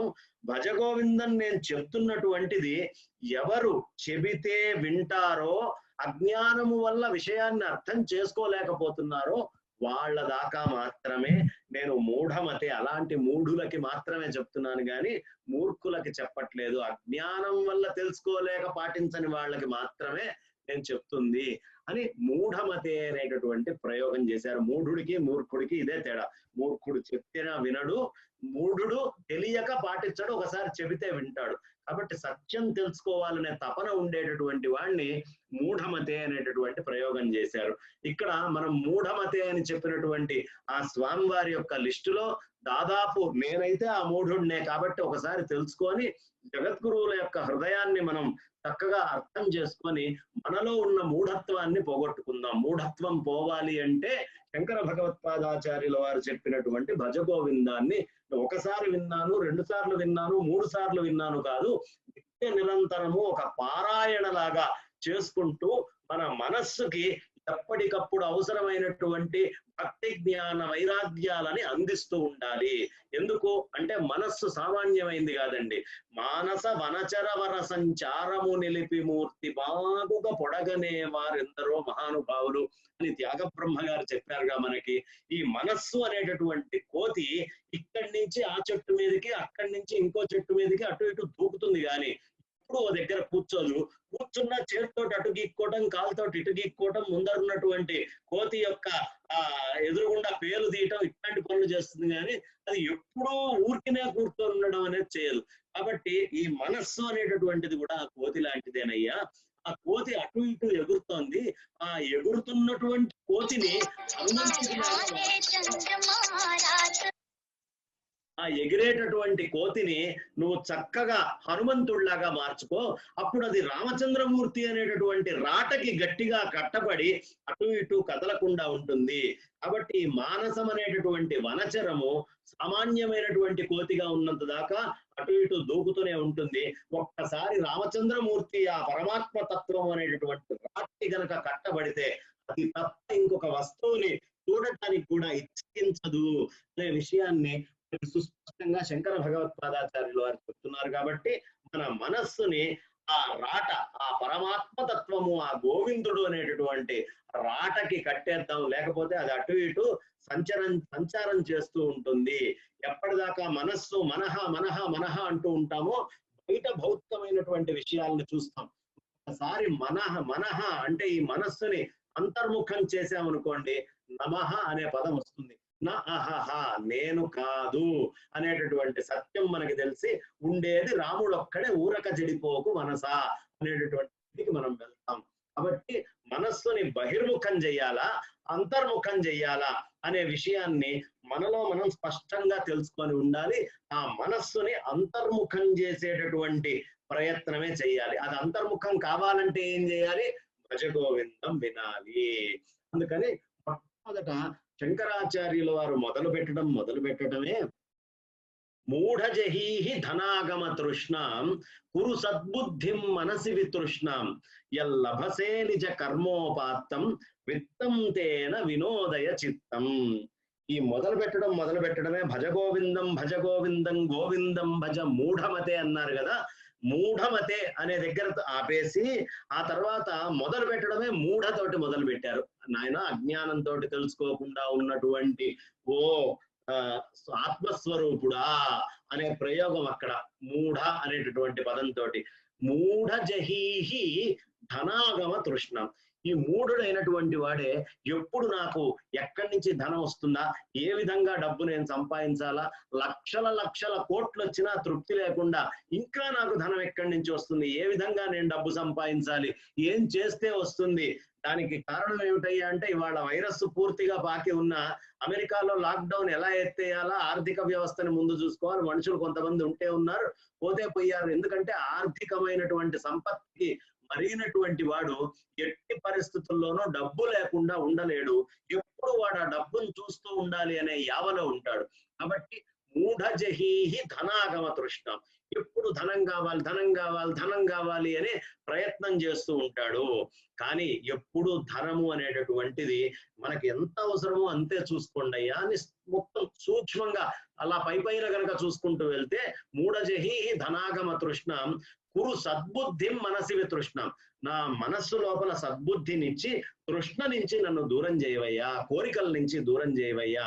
ఎల్లభసే నిజ కర్మోపాత్తం, నేను చేసినటువంటి కష్టం వల్ల నాకు ఎంత ధనం వచ్చిందో, ఎల్లభసే నిజ కర్మోపాత్తం విత్తం తేన వినోదయ చిత్తం, అలా వచ్చేటటువంటి డబ్బుతోటి వినోదయమైనటువంటి చిత్తముతోటి నేను ఉండేట్టుగా అనుగ్రహించు అని ఒక్కసారి మొట్టమొదట చెప్తారు. చూడండి, ఈ డబ్బు సంపాదన అనేటటువంటి దానికి వెళ్తే, ఈ ఎకనామిక్స్ అనేది కనుక మనం తీసుకుంటే, ఎంత వచ్చినా ఇంకొద్దిగా వస్తే బాగుండు అనుకుంటాం. ఎంత చూసినా, ఇప్పుడు నా బాస్ నాకు ఒక 70,000 ఇస్తున్నాడు, దాన్ని 90 చేస్తే బాగుండు కదా అని అనుకుంటాం. కానీ ఇక్కడ 30లో ఒకడు బతుకుతున్నాడు తృప్తిగా అనే విషయాన్ని మనం చూడం. 20లో ఇంకోడు ఆనందంగా ఉన్నాడు అనే విషయాన్ని మనం చూడం. ఆ 20 వాడు ఈ 50 రావడానికి కొట్టుకుంటున్నాడు అనేది మనం మర్చిపోతాం. ఇంకా పైన ఏంటి, ఇంకా పైన ఏంటి, పైన ఏమొస్తుంది, ఎక్కడెక్కడి నుంచి నాకు ద్రవ్యం కావాలి, ఎంత డబ్బు కావాలి అని అదే ఆలోచిస్తూ ఉంటాడు. ఆ ధనము అనేటటువంటి తృష్ణ వైపే ప్రయాణం చేస్తాడు. అని ఒక్క విషయము చాణక్యుడు చెప్తాడండి మనకి. మీరు కనుక డబ్బు సంపాదించి మీరు ఏది అనుభవిస్తారో అదే మీ ధనం. మీరు అనుభవించకుండా దాచిపెట్టి ఉన్నటువంటి ధనానికి మీరు కుక్క లాంటి వాళ్ళు, అంటే కాపలా గాసి ఇంకోడెవడికో అప్పచెప్పి వెళ్ళిపోవడమే తప్ప దాన్ని మీరు అనుభవించట్లేదు. కాబట్టి ఎంతటి మీరు కుక్కలాగా ఉన్నారు, ఎంత ద్రవ్యం మీ సొంతం, ఇది ఆలోచించుకోండి అని ఎకనామిక్స్ చెప్తారు ఆయన చాణక్యుల వారు. ఎంత వైభవంగా చెప్తారంటే, ఆయన అర్థశాస్త్రంలో అనేక విషయాల్ని చక్కగా పూసగుచ్చినట్టుగా డబ్బుకి ఎంత ప్రాధాన్యత ఇవ్వాలి, ఎంత మటుకు డబ్బు ఉండాలి అని చెప్తారు. ఈ శ్లోకము ఆ శంకర భగవత్పాదాచార్యుల వారు పుట్టక ముందే, అంటే ఎంతో క్రితమే చాణక్యుల వారు స్వీయంగా అనుభవించినటువంటి శ్లోకం. ఆయన చంద్రగుప్త మౌర్యుణ్ణి తీసుకొచ్చి ఒక మహా చక్రవర్తిని చేసి ఆ పైన చక్రవర్తిగా కూర్చోబెట్టిన తర్వాత ఒక చిన్న పెంకుటింట్లో ఉండేవాడు. ఏది అంత చంద్రగుప్త మౌర్యుడి యొక్క రాజ్యానికి, ఏకఛత్రాధిపత్య అఖండ భారత రాజ్యానికి చక్రవర్తి అయినటువంటి చంద్రగుప్తుడిని నిల్చోబెట్టిన చాణక్యుల వారు ఒక పెంకుటింట్లో, ఎప్పుడు ఏ పెంకు రాలి పడుతుందో తెలియనటువంటి ఆ పూలలతోటి కూడినటువంటి ఇంట్లో ఆయన చిన్న దీపం బుడ్డి పెట్టుకొని ఎప్పుడు ఏదో ఒకటి రాసుకుంటూ ఉండేవారు. అంతటి మంత్రి ఆ స్థితిలో ఉన్నాడని విదేశీయులు వచ్చి ఆయన గురించి రాశారండి. రాస్తే తప్ప మనకి తెలియలేదు. అంతటి స్థితిలో ఉన్నటువంటి ఆయన ఎంత నిర్లిప్తంగా, ఎంత అవసరమో అంత ద్రవ్యంతో చాలా ఆనందంగా జీవించాడు. మనకంటే ముందు కోట్ల మంది భూమి మీదకి వచ్చారు. ఏ ఒక్కడు ఇక్కడ ఉన్నటువంటి సంపదల్ని కొల్లగొట్టుకొని తీసుకెళ్ళినటువంటి వాడు లేడు. ఇక్కడ ఉండగా మన చేతిలో డబ్బులు ఉన్నప్పుడు మనం ఏది ఖర్చు పెడతామో అదే మనది, ఏది దాచి పెడతామో దానికి కుక్క లాంటి వాళ్ళము. అందుకనే మనకి వేమన గారు ఒక చిన్న పద్యంలో చాలా అద్భుతంగా చెప్తారు. భూమి నాది అనిన భూమి పక్కున నవ్వు. ఎవడైనా భూమి నాది, భూమి నాది, భూమి నాది అని కొట్టుకున్నాడు అనుకోండి, వాడిని చూసి భూమి పక్కున నవ్వుతుందట. ఓరి ఎంత అమాయకుడిరా, నిన్న నాదని ఒకడన్నాడు రా, మొన్న నాదని ఒకడన్నాడు రా, అవతల మొన్న నాదని ఒకడన్నాడు రా, ఇవాళ నాదని నువ్వు అంటున్నావు, రేపు నాది అనేవాడు ఇంకోడు రెడీగా ఉన్నాడు రా, రాబోతున్నాడు. కాబట్టి నేను మీకెవ్వరికీ చెందినటువంటి దాన్ని కాదు, నేను శ్రీమన్నారాయణుడికి చెందినటువంటి దాన్ని. ఇక్కడ ఉన్న నాడే ఆ భూమిని నువ్వు సద్వినియోగం చేస్తే వైకుంఠంలో కొద్దిగా భూమిని సంపాదించుకున్నవాడు అవుతావురా. కాబట్టి భూమి నాది అనిన భూమి పక్కున నవ్వుతుందట భూమి. దానహీనుని చూచి ధనము నవ్వు. చక్కగా జేబులో ఆస్ట్రేలియన్ డాలరో, లేకపోతే ఇండియన్ 2000 రూపాయల నోటో, లేదు అమెరికన్ డాలరో, దీనారో, లేదా రూబులో ఏదో ఒకటి జేబులో పెట్టుకొని, ఆ జేబులో ఉన్నప్పుడు నాది, నా 2000 రూపాయల నోటు, నా 2000 రూపాయల నోటు అని లోపల ఉండేటటువంటి డబ్బును ఎవరిని చూసుకుంటూ ఉంటాడో వాడిని చూసి ఆ డబ్బు నవ్వుతుందట. దానహీనుని చూచి ధనము నవ్వు. అరే పిచ్చివాడా, నిన్న నేను ఒకటి జేబులో ఉన్నాను రా, నాది అని వాడనుకున్నాడు రా, మొన్న నేను ఇంకొకటి జేబులో ఉన్నాను రా, అప్పుడు నాది అని వాడనుకున్నాడు రా, ఇవాళ నీ జేబులో ఉన్నాను రా, నాది అని నువ్వు అనుకుంటున్నావు. ఏం కంగారు పడకు, ఇంకొకటి జేబులోకి వెళ్ళి నాది అనేటటువంటి స్థితి ఆ ఇంకొకటి దగ్గర కూడా నాకు వస్తుంది. కానీ నేను మీకెవ్వరికీ చెందినటువంటి దాన్ని కాదు, శ్రీమన్నారాయణుడికి చెందినటువంటి దాన్ని. కాబట్టి నా పేరే చంచల, ఓ దగ్గర ఎప్పుడూ నేను ఉండను, అటు ఇటు తిరుగుతూ ఉంటాను, అక్కడిక్కడికి వెళ్తూ ఉంటాను. మీ జేబులో ఉన్న నాడే ధర్మ కార్యక్రమం కోసం ఒక్క రూపాయి గనక తీసి నువ్వు ఖర్చు పెట్టావు అంటే అది నీ వెంట ఉండేటటువంటిదిరా.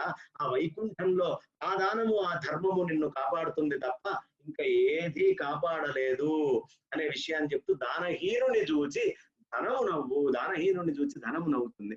యుద్ధ భీతుని చూచి మృత్యువు నవ్వురా, కథన భీతుని చూచి కాలుండు నవ్వురా అని పాఠాంతరాలు రెండు ఉన్నాయి. కథన భీతుని చూచి కాలుండు నవ్వురా, యుద్ధం చేసేటప్పుడు అబ్బో వీడెవడైనా చంపేస్తాడేమో అని కొండెనకాల గుట్టెనకాల దాక్కుంటూ పారిపోయి ఎలా పోవాలా అని చూసేవాడిని చూసి మృత్యువు నవ్వుతుందట. ఆ మృత్యువు ఎందుకు నవ్వుతుందయ్యా యుద్ధ భీతుణ్ణి చూచి అంటే, అరే పిచ్చివాడా, నేను కబళించాలనుకుంటే నువ్వు ఈ ప్రపంచంలో ఎక్కడ దాక్కున్నా నిన్ను నేను కబళించి తీరుతాను. నువ్వేదో ఇక్కడి నుంచి వెళ్ళిపోతే బతికిపోతాను, లేదు ఇంకెక్కడో ఉంటే క్షేమంగా ఉంటాను అని అనుకుంటున్నావేమో. నువ్వు ఎక్కడికి వెళ్ళినా నేను కబళించాలి అనే సమయం వచ్చినప్పుడు మాత్రం నిన్ను ఎవ్వడు కాపాడలేడు. పాపం మొన్నీ మధ్య ఒక ఆవిడ నడుచుకుంటూ అట్లా రోడ్డు మీద వెళ్తోంది. ఉన్నట్టుండి గాలివాన వచ్చి చెట్టు ఆమె నెత్తి మీద పడ్డదండి. ఆమె ప్రయత్నం ఏముంది, మామూలుగా నడుచుకుంటూ వెళ్తోంది, అలా చెట్టుబడి మరణించింది. దాని అర్థం ఏమిటి? మృత్యువు కబళించాలి అనుకుంటే ఎవ్వడి తరము కాదు దాన్ని ఆపటం. మా ఊళ్ళో మా నాన్నగారు కథ చెప్పేవారు. పాపం మా ఊళ్ళో ఒక శెట్టి గారు ప్రశాంతంగా భోజనం చేశారట. రాత్రిపూట చేయి కడుక్కొని మీద ఒక ఉత్తరీయం లాంటిది వేసుకొని బయటికి వచ్చాడు. బయటికి వస్తే ఆ సమయంలో గ్రద్ద ఒకటి పాముని తీసుకెళ్తోందట. ఆ పాము గ్రద్ద యొక్క కాళ్ళల్లో నుంచి జారి ఒక్కసారిగా అలా మీద పడ్డది ఈ శెట్టి గారి మీద. మొహం మీద కాటు వేసింది. అక్కడికక్కడ తక్షణమే అతను మరణించాడు. అతని చేతిలో ఏమైనా ఉందా? మృత్యువు కబళించాలి అనుకుంటే ఒక్క క్షణకాలం చాలు, మనకి తెలియకుండా మొత్తం అంతా జరిగిపోతుంది. కాబట్టి నాయన, నువ్వు ఏదో పరిపూర్ణమైన విశ్వాసంతో అటు ఇటు ఆలోచిస్తూ జీవించకు నాయన. కథన భీతుని చూచి కాలుండు నవ్వురా. అలాగే ఒక మంచి పని చేసేటటువంటి వాడికి నువ్వు ఏదైనా సహాయం చేయగలిగితే చెయ్యి. అంటే యుద్ధంలో వెన్ను చూపి తప్పించుకొని పారిపోయినట్టు పారిపోకు. సమాజంలో మంచి పని చేసేటటువంటి వాళ్ళు ఎవరైనా ఉంటే వాళ్ళ వెనకాల నిల్చొని నువ్వు చేయగలిగినంత పని ఏదైతే ఉంటుందో, నువ్వు ఏది చేస్తే నీకు సంతృప్తి కలుగుతుందో అలాంటి పనిని చెయ్యి అని మనకి సుస్పష్టంగా మంచిని చెయ్యి అనే ఆచరణ దీన్ని కూడా చెప్తూ ఉన్నారు. కాబట్టి ఇక్కడ మనం మర్చిపోకుండా గుర్తుంచుకోవాల్సింది ఏమిటి అంటే, నాది నాది నాది నాది నాది అనేటటువంటి అజ్ఞానం మనం ఎక్కువ పెట్టుకుంటాం. నాది అనేది ఏదీ లేదు, నాది అనేటటువంటి వస్తువు ఉండే అవకాశమే లేదు. ఉన్నది పరమాత్మ ఒక్కడే. వాడు మన అణువులోన ఈ ప్రపంచం అంతటా వాడే నిండి ఉన్నాడు. అణువున అంతటా నిండి ఉన్నటువంటి వాడు ఇందుగలడందు లేడని సందేహము వలదు చక్రి సర్వోపగతుండెందెందు వెదకి చూచిన అందందేయగలడు దానవాగ్రని వింటే అని చెప్పినట్టు ఆ చక్రి ఎక్కడున్నాడయ్యా? అంతటా నిండి ఉన్నాడు. అంతటా నిండి ఉన్నవాడు నీలోనూ ఉన్నాడు, నాలోనూ ఉన్నాడు, అణువులోన ఉన్నాడు.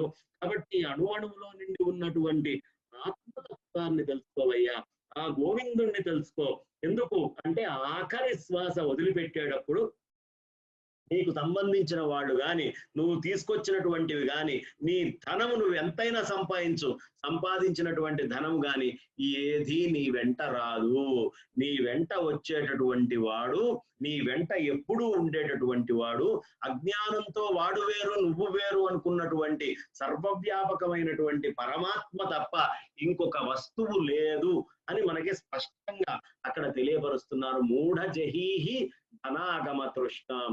మూఢుడైనటువంటి వాడే ధనం ఎలా వస్తుంది అనే తృష్ణలో ఉంటాడు తప్ప ఎట్టి పరిస్థితుల్లో ఏ విధంగానూ ఆ ధనము అనేటటువంటిది మనల్ని కాపాడదు. కారణం ఏమిటి అంటే మనకు ఒక ఉపనిషత్తులోనే దొరుకుతుంది. చతురో దాయాదవు ధనః. ధనానికి 4 దాయాదులు ఉన్నారట. ఎవరు ఆ దాయాదులు 4 అంటే ధర్మ, అగ్ని, నృప, తస్కరాహ. ధర్మము, అగ్ని, రాజు, దొంగలు, ఈ 4 ఉన్నారట. ఈ దేశాం జ్యేష్ఠావమానేషు, జ్యేష్ఠుడైనటువంటి ధర్మాన్ని ఎవరు అవమానిస్తారో త్రయం కుప్యంతి బాంధవాహ. మిగతా 3 కలిసి దాంతో సంబంధం ఉన్నటువంటి వాళ్ళని పరిపూర్ణంగా ఇబ్బంది పెడుతుంది, నాశనం చేస్తుంది. దీంట్లో అనుమానం ఏమీ లేదు. ఎందుకు అంటే ధర్మాన్ని ఎప్పుడైతే మనం వదిలిపెడతామో అగ్ని, నృప, తస్కరులు మన మీద దాడి చేస్తారు. ఇప్పుడు అసలు ధనం అంటే ఏమిటి ఒక్క క్షణం ఆలోచిద్దాం. ధనం అంటే మన ముందు కనిపించేటటువంటి డాలర్లు, రూబుల్స్, రూపీసేనా, లేకపోతే ఇంకేమైనా వేరే ఉందా అని ఆలోచిస్తే మనందరికీ శ్రీ సూక్తం ఫలశ్రుతి ప్రతి వాళ్ళకి తెలుసు. ఏమిటి అంటే ధనం అగ్నిర్, అగ్ని ఒక ధనము, ధనం వాయుర్, వాయు ఒక ధనము, ధనం సూర్యో, సూర్యుడు ఒక ధనము, ధనం వసుహు, ఆ భూమి ఒక ధనము, ధనం ఇంద్రో, మన యొక్క ఇంద్రియాలన్నీ ఒక ధనము, మనం బృహస్పతిర్, మన యొక్క బుద్ధి, మన యొక్క జ్ఞానము అంతా కూడా ఒక ధనము, అరుణం, ఈ జలాలన్నీ ఒక ధనము, ధనమశ్నుదే అంటే ఇవన్నీ ధనాలు అని చెప్పారు. ఇప్పుడు ఎప్పుడైతే మనము ధర్మము అనేటటువంటి దాన్ని మన శరీరంలో అవమానించామో, ఆ ధర్మాన్ని అవమానించగానే ఏమైపోతుంది, మన లోపల 1 డిగ్రీ టెంపరేచర్ వేరియేషన్ వచ్చిందనుకోండి, మనం తట్టుకోగలమా? అస్సలు మన వల్ల కాదు. 1 డిగ్రీ కిందకి తగ్గినా పైకి పెరిగినా మన వల్ల కాదు. కాబట్టి ఆ ధనంలో, ఆ ధనములో తేడా వచ్చేస్తుంది. అగ్ని అనే ధనంలో, ఆ వాయువు అనే ధనం పీల్చుకునేటటువంటి గాలిలో కూడా తేడా వస్తుంది. ఎప్పుడైతే మనం ధర్మము అనేది కోల్పోయాం అనుకోండి, మన లోపల తెలియనటువంటి ఇమోషన్స్ వస్తాయి. కోపాలు వచ్చినా, క్రోధాలు, ఆవేశాలు వచ్చినా, అప్పుడు గాలిని అంతకు ముందు ప్రశాంతంగా పీల్చేవాడి కంటే కూడా అని కోపంగా పీల్చడం మొదలు పెడతాం. చాలా కోపంగా తీసుకోవడం అనేది మొదలు పెడతాం. అంటే మన మీద మన నియంత్రణని మనం కోల్పోతాము. ఈ విషయం మనం గుర్తుంచుకోవాలి. ఎప్పుడైనా సరే ధనము అనేటటువంటిది ఏమిటి అంటే అగ్ని, వాయువు, జలములు, బుద్ధి, ఇంద్రియములు, భూమి, సూర్యనారాయణమూర్తి, ఇవన్నీ మన శరీరంలోనే ఉన్నాయి. ఈ ధనాలన్నిటినీ కూడా ధర్మాన్ని ఆశ్రయిస్తే బాగుంటుంది. ధర్మాన్ని ఆశ్రయించకపోతే అగ్ని నృప తస్కరులు అనేటటువంటి వాళ్ళు దొంగతనం చేస్తారు. ఈ విషయాన్ని నువ్వు ఎప్పుడూ మర్చిపోకయ్యా. ఈ దొంగల నుంచి నువ్వు చాలా జాగ్రత్తగా ఉండు. ఎవరయ్యా దొంగలు మళ్ళీ ఇందులో అంటే, మనకి శంకరాచార్యుల వారు అనేక సాహిత్యాలని మనకు అందించారు. అందులో రకరకాలైనటువంటి స్తోత్రాలని మనకి తెలియపరిచారు. అట్లాగే ఆయనతోటి సమతుల్యంగా అనేక మంది రకరకాలు అయినటువంటి మనకి సాహిత్యాన్ని అందించారు. అందులో ఒక ఋషి చెప్తాడు, కామం క్రోధశ్చ లోభశ్చ దేహే తిష్టంతి తస్కరాః జ్ఞానరత్నాపహారాయ తస్మాత్ జాగృత జాగృత. కామము, క్రోధము, లోభము అనేటటువంటి దొంగలు నీ శరీరం లోపల దాక్కొని ఉన్నారయ్యా. ఏం దొంగతనం చేయడానికి వీళ్ళు దాక్కొని ఉన్నారు? ఒక్క క్షణం ఆలోచించి, ఏం దొంగతనం చేయడానికి అంటే జ్ఞానరత్నాపహారాయ. నీలో జ్ఞానం అనేది ఒకటి ఉంది. నువ్వు కామములో తప్పు చేస్తున్నప్పుడు నువ్వు తప్పు చేస్తున్నావు అని నీ లోపల నీకు తెలియపరుస్తారు. కానీ అది తెలియపరిచిన ఈ దొంగ ఎవడైతే ఉంటాడో, కామము అనేటటువంటి దొంగ, వాడు వచ్చి ఈ జ్ఞానం అనే రత్నాన్ని కప్పిపెట్టేస్తాడు. కప్పిపెట్టి ఆ తప్పు నీతోటి చేయిస్తాడు. క్రోధము అనేటటువంటిది బయటకు వచ్చింది. ఇది తప్పు అని నీ హృదయానికి ముందే తెలుసు. అయినా సరే ఒక దొంగ, ఆ క్రోధం అనేటటువంటి దొంగ వచ్చి ఈ జ్ఞానం అనే రత్నాన్ని తొక్కేస్తాడు. లోభము, అరే ఎదుటివాడి డబ్బులు నేను తీసుకోకూడదే, అసలు ఎక్కడి నుంచి చూసినా డబ్బులన్నీ నేనే తీసుకొచ్చి దాచిపెట్టుకుంటున్నాను అనేటటువంటి లోభిత్వము అనేటటువంటి దొంగ, వాడు మనకి ఆ సందర్భంలో అది తప్పని తెలిసినా వాడు వచ్చి నొక్కేసి మనల్ని ఆ తప్పు చేసేట్టుగా చేస్తాడు. కాబట్టి జ్ఞానరత్న అపహారాయ తస్మాత్ జాగృత జాగృత. ఈ దొంగల నుంచి నువ్వు జాగ్రత్తగా ఉండయ్యా, నిన్ను నువ్వు కాపాడుకుంటూ ఉండు అని మనకి చెప్తారు. కాబట్టి ఎప్పుడు ధర్మము అనే దాన్ని మనం వదిలిపెట్టకూడదు. ధర్మాన్ని ఆశ్రయించి జీవించాలి. ధర్మమే మనకి చాలా ప్రధానమైనటువంటిది. వేదోకిలో ధర్మమూలం. వేదము నుంచే అన్ని ధర్మాలు వస్తున్నాయి. కాబట్టి వేదము చెప్పినటువంటి ధర్మాలని ఆచరిస్తూ పరమాత్మని పొందేటటువంటి ప్రయత్నం చెయ్యి. వేదాలని వదిలిపెట్టి చేయటం కాదు. వదిలిపెట్టి చెయ్యాలనే ప్రయత్నం చేస్తే నాస్తికుడు అవుతావు. నీ ధర్మము అనేటటువంటిది ఎప్పుడు వేదము అనేటటువంటి వృక్షముల నుంచి వచ్చిన ఫలం కిందే తీసుకొని వెళ్ళాలి అనే సత్యాన్ని మనకు అక్కడ తెలియపరుస్తున్నారు. అందుకనే మనకి మూఢజహీహి ధనాగమ తృష్ణం. మూఢుడైనటువంటి వాడు నాకు ధనం కావాలి, ధనం కావాలి, ధనం కావాలనే తృష్ణలో ఉంటాడయ్యా. గురు సద్బుద్ధిం మనసివి తృష్ణం. ఈ మనస్సు అనేటటువంటి దాంట్లో వచ్చే తృష్ణ నుంచి సద్బుద్ధిని నువ్వు కలిగించుకోవయ్యా. ఎల్లభసే నిజ కర్మోపాత్తం. నువ్వు చేసినటువంటి కర్మ వల్ల సత్కర్మ వల్ల, నిజ కర్మ వల్ల, నిజ కర్మోపాత్తం యోగ్యమైనటువంటి కర్మ వల్ల నీకు ఏ ఫలం లభిస్తుందో దాంతోటి విత్తం తేన వినోదయ చిత్తం, ఆ విత్తముతోటి వినోదయ చిత్తుడివై చాలా ఆనందిస్తూ వినోదంగా ఉండవయ్యా. అంతేగాని అత్యాశకి పేరాశకి పోకు. అది నీ హృదయాన్ని నిన్ను పరిపూర్ణంగా దగ్ధం చేసి నామరూపాలు లేకుండా చేసి ఉత్తమమైన జన్మల్లో భవిష్యత్తు కూడా లేకుండా ఉండేట్టుగా చేసి పాప పంకిలము ద్వారా అనవసరమైన నీచ యోనుల్లో జన్మించేటటువంటి స్థితి మనకు కల్పిస్తుంది. కాబట్టి ఎప్పుడు నిన్ను నువ్వు కాపాడుకుంటూ ఉండు అనే విషయాన్ని మనకి తెలియపరుస్తున్నారు. ఒక్కసారి గోవిందా గోవిందా గోవింద గోవింద గోవింద గోవింద గోవింద. గోవింద నామాన్ని మనం అందుకోసం చేయాలి. ఆ గోవింద నామాన్ని ఎప్పుడూ చేస్తూనే ఉండాలి. చేస్తుంటే అదే మనల్ని పాపము నుంచి దూరం చేస్తుంది. ఏం లేదు అని చెబుతూ మనకి మొదటి శ్లోకంలో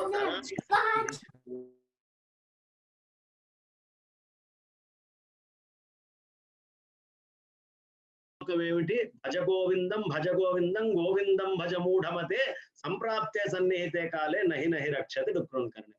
మనం ఎంత ధనం సంపాదించినా తుదిశ్వాస వదిలిపెట్టేటటువంటి నాడు ఒక్క రూపాయి కూడా, రూపాయి కాదు ఒక నానా పైసా కూడా మన వెంట రాదు.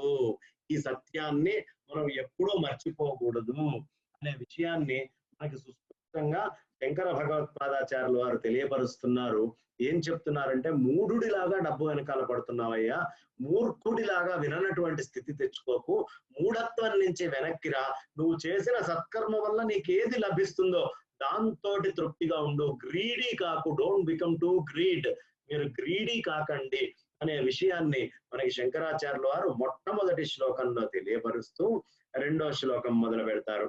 ఏమిటి రెండో శ్లోకం అంటే, నారీస్తనభర నాభీదేశం దృష్ట్వామాగా మోహావేశం ఏతన్మాంస వసాది వికారం మనసి విచింతయ వారం వారం. మనము ఒక్కసారి ఆలోచిద్దాము. నారీ స్తనభర నాభీదేశం, పురుషులైతే స్త్రీలకి, స్త్రీలైతే పురుషులకి అన్వయించుకోవాలి దీన్ని. మనం నారీ యొక్క స్తన భాగాల్ని, నాభీదేశాన్ని, వీటన్నిటిని చూసినప్పుడు ఒక మోహ ఆవేశం మన లోపల బయటికి వస్తుంది. మోహావేశం ఏమిటి, ఎందుకు వస్తుందయ్యా అంటే, ఆ ప్రకృతి సిద్ధమైనటువంటి ఈ రసాలు ఏవైతే బుద్ధిలో ఊరుతున్నాయో అవన్నీ ఈ కామము అనేది రాగానే ధర్మాన్ని కూడా పక్కన పెట్టి మనల్ని బంధిస్తూ ఉంది. ప్రకృతి అనేటటువంటి శక్తి బంధిస్తూ ఉంది. కాబట్టి నువ్వు గుర్తుంచుకోవాల్సినటువంటి అంశం ఏమిటి, ఎట్టి పరిస్థితుల్లోనూ నీకు మోహావేశం కలిగినప్పటికీ ఒక్కసారి బుద్ధిని వెనక్కి తీసుకుంటే నీకేమర్థం అవుతుంది? నారీ స్తనభర నాభీదేశం దృష్ట్వా మగా మోహావేశం ఏతన్ మాంస వసాది వికారము. ఏముందండి? మాంసము, చీము, నెత్తురు, ఎముకలు, వెంట్రుకలు, గోళ్ళు, పైన ఉండేటటువంటి సప్త ధాతువులు, ఇదే కదా. ఒక్కసారి జాగ్రత్తగా మనం ఆలోచిస్తే ఏమి ఉన్నది అక్కడ? ఆనందము ఏమీ లేదు. మనం ఊరికే పరితపిస్తూ ఉన్నాం కానీ నిజమైనటువంటి ఆనందము అక్కడ లేదయ్యా అని చెప్తూ నారీస్తనభర నాభీదేశం ఇక్కడ మనకి సుస్పష్టంగా చెప్తున్నారు. దీన్ని ఒక చిన్న కథ రూపంలో మనం చెప్పుకొని ఆ తర్వాత కామేంద్రియం దగ్గరికి వస్తాం. పాపం ఒక దేశంలో ఒక రాజు ఉండేవాడు. అతను మహాకామి. ఎక్కడ ఎవరు అమ్మాయి కనిపించినా ఆ అమ్మాయిని అనుభవించేదాకా అతనికి వేరే పని అనేటటువంటిది ఉండేది కాదు. అతను ఏం చేశాడు? చక్కగా ఆ దీన్ని తీసుకొని వెళ్ళి ఒక సందర్భంలో ఎక్కడెక్కడ చేసుకుంటూ మేడ ఎక్కి నిల్చున్నాడు. మేడ మీద నిల్చొని ఆయన అటువైపు చూస్తూ ఉన్నాడు. చూస్తూ ఉంటే పక్కనే ఒక వైశ్యుడి ఇల్లు ఉంది. ఆ ఇంట్లో ఉండేటటువంటి ఆ వైశ్యుడి కూతురు ఆ పైన మేడ ఎక్కి జుట్టు ఆరబోసుకుంటోంది. ఆహా, ఇంత అందాల రాశి నా కోట పక్కన ఉందా? నేను ఇప్పటిదాకా చూడలేదా? ఏమిటిది? దీపం చుట్టూ వెలుతురుండదు అన్నట్టుగా నా పక్కనే ఉండేటటువంటి ఇంత అందాల రాశిని నేను చూడకుండా ఎలా వదిలేశాను? ఎట్టి పరిస్థితుల్లో నేను ఖచ్చితంగా ఈ అమ్మాయిని స్వాధీనం చేసుకోవాలి అని 4 భటుల్ని పిలిచాడు. అరే, వెళ్ళి ముందు ఆ అమ్మాయిని తీసుకొని రండిరా అని చెప్పాడు. ఈ 4 భటులు కూడా ఇంటికి వెళ్ళారు. ఆ వైశ్యుడితోటి మాట్లాడారు. అయ్యా, మీ యొక్క అమ్మాయిని రాజుగారు పైనుంచి చూడటం జరిగింది. ఈ అమ్మాయిని తక్షణమే తీసుకొని రాజుగారి దగ్గర ప్రవేశపెట్టమన్నారు అనేటప్పటికి ఆ వైశ్యుడు కుప్ప కూలిపోయాడు. ఏమిటిది, ఇవాళ లేచి ఎవరిని చూశాను, ఇంత దారుణమైనటువంటి స్థితి నాకు వచ్చింది, ఇంత ఆర్థిక సంపత్తి ఉంది కానీ ఆ రాజును ఎదుర్కోగలిగేటువంటి శక్తి నాకు లేదు అని బలోమని ఏడుస్తూ ఉన్నాడు. ఏడుస్తూ ఉంటే అమ్మాయి పక్కకు వచ్చింది. ఏంటి నాన్నగారు ఏడుస్తున్నారు అంటే, ఏం లేదమ్మా, మన దురదృష్టము మన ప్రారంధ వశాన ఉదయాన్నే నువ్వు లేవంగానే ఇవాళ రాజుగారి కంటపడ్డావట, నిన్ను రమ్మనమని పిలుస్తున్నారు అంటే, ఓ నాన్న దీనికా నువ్వు ఇంత బాధపడుతోంది, ఏం పర్వాలేదు అది నేను చూస్తాలే అని చెప్పి ఆ వెంటనే భటుల్ని పిలిచి నేను వస్తాను కానీ నాకు ఒక వారం రోజులు సమయం కావాలి, నా అంతటా నేనే వస్తానని రాజుగారికి చెప్పండి అంది. వెంటనే భటులు వెళ్ళారు, రాజుగారితో చెప్పారు, అయ్యా వారం రోజుల పాటు ఇలా సమయం అడిగారంటే సరే తనంతటా తాను ఒప్పుకొని వస్తాను అంది. కాబట్టి స్త్రీ ఏ ఇబ్బందుల్లో ఉంటుందో తెలియదు కాబట్టి వారం రోజుల సమయం అడిగింది కాబట్టి సరే ఇస్తున్నాను అని చెప్పి వెంటనే అంగీకరించడం జరిగింది. ఈ వారం రోజులు ఆ స్త్రీ ఏం చేసిందయ్యా అంటే 2 బంగారపు బిందెలు తీసుకొని చక్కగా ఆముదం తాగుతూ ఉండేది, ఉప్పు నీళ్లు తాగి వాంతులు చేసుకుంటూ ఉండేది. ఒక దాంట్లో వాంతి చేసుకున్నంతా పట్టేది, ఆముదం తాగితే వచ్చేటటువంటి మలాన్ని మొత్తాన్ని 2వ బంగారపు బిందెలో పడుతూ వారం రోజుల పాటు ఒక బిందెలో మలాన్ని ఇంకొక బిందెలో వాంతి చేసేటటువంటి దాన్ని పడుతూ కూర్చుంది. వారం రోజులు అయింది. వెంటనే దాని మీద ఒక గుడ్డ కట్టేసింది, దీన్ని రెండింటిని బిగించి పెట్టింది, మూత పెట్టి ఈ రెండింటిని రాజుగారు పంపించేటప్పటికి ఆ బండిలోకి ఎక్కించండి అంది. ఆమె కూడా వెళ్ళి అందులో కూర్చుంది. వెళ్ళేటప్పటికి రాజు చూశాడు, అదేమిటి వారం రోజుల క్రితం నేను భువనైక సుందరిని చూశాను, నువ్వేమిటి ఈ విధంగా తయారై ఇట్లా ఉన్నావు అంటే, ఏం లేదు ప్రభు, వారం రోజుల నుంచి నా అందం ఏమిటా అని 2 బిందెల్లో పట్టుకొని కూర్చున్నాను, ఈ అందాన్ని మొత్తాన్ని ఆ 2 బిందెల్లో నింపి ఉంచాను, అనుకోకుండా నా అందం అంతా ఆ 2 బిందెల్లో నిక్షిప్తం అయిపోయింది, నేను ఈ విధంగా తయారయ్యాను. అంతే కదండి, వారం రోజుల పాటు మలమూత్రాలు ఇవి అయితే మనిషి మొహంలో ఉండే అందం ఉంటుందా, మొత్తం పోయింది. పోయేటప్పటికి చిచ్చి నిన్ను చూస్తే ఒకసారి చూస్తే రెండోసారి చూడబుద్ధి కావట్లేదు, ఇంత చండాలంగా ఉన్నావు నువ్వు అంటే, అక్కర్లేదు స్వామి, నా అందం అంతా రెండిట్లో ఉంది, వదిలిపెట్టద్దు అని ఆ రెండిటి మూత తీసేటప్పటికి ఒకదాని నిండా మలము, ఒకదాని నిండా వాంతి చేసుకున్నటువంటి అన్నము, ఈ 2 పదార్థాలు సుస్పష్టంగా అందులో కనిపించేటప్పటికి ఒక్కసారి రాజు ఆశ్చర్యపోయి, ఏమిటమ్మా అంటే, ఏమీ లేదయ్యా, శరీరంలో లవణాలన్నీ బాగుండి శరీరంలో ఉండేటటువంటి అన్నాలన్నీ సక్రమంగా ఉండి మనం తినేటటువంటి ఆహార పదార్థాలు పుష్టిగా ఉన్నప్పుడు ఆ ఆహార పదార్థాల వల్ల మొహంలోను శరీరంలో అందం కనిపిస్తుందయ్యా. మన అందము మనం అనుకుంటే బయట కనిపిస్తే అందం కాదు, అసలు అందం అంతా ఇదేనయ్యా, ఇదే శరీరంలో ఉన్నప్పుడు మనకి అందాన్ని చూపిస్తుంది, బయటికి వచ్చినప్పుడు అసహ్యాన్ని కలిగిస్తోంది.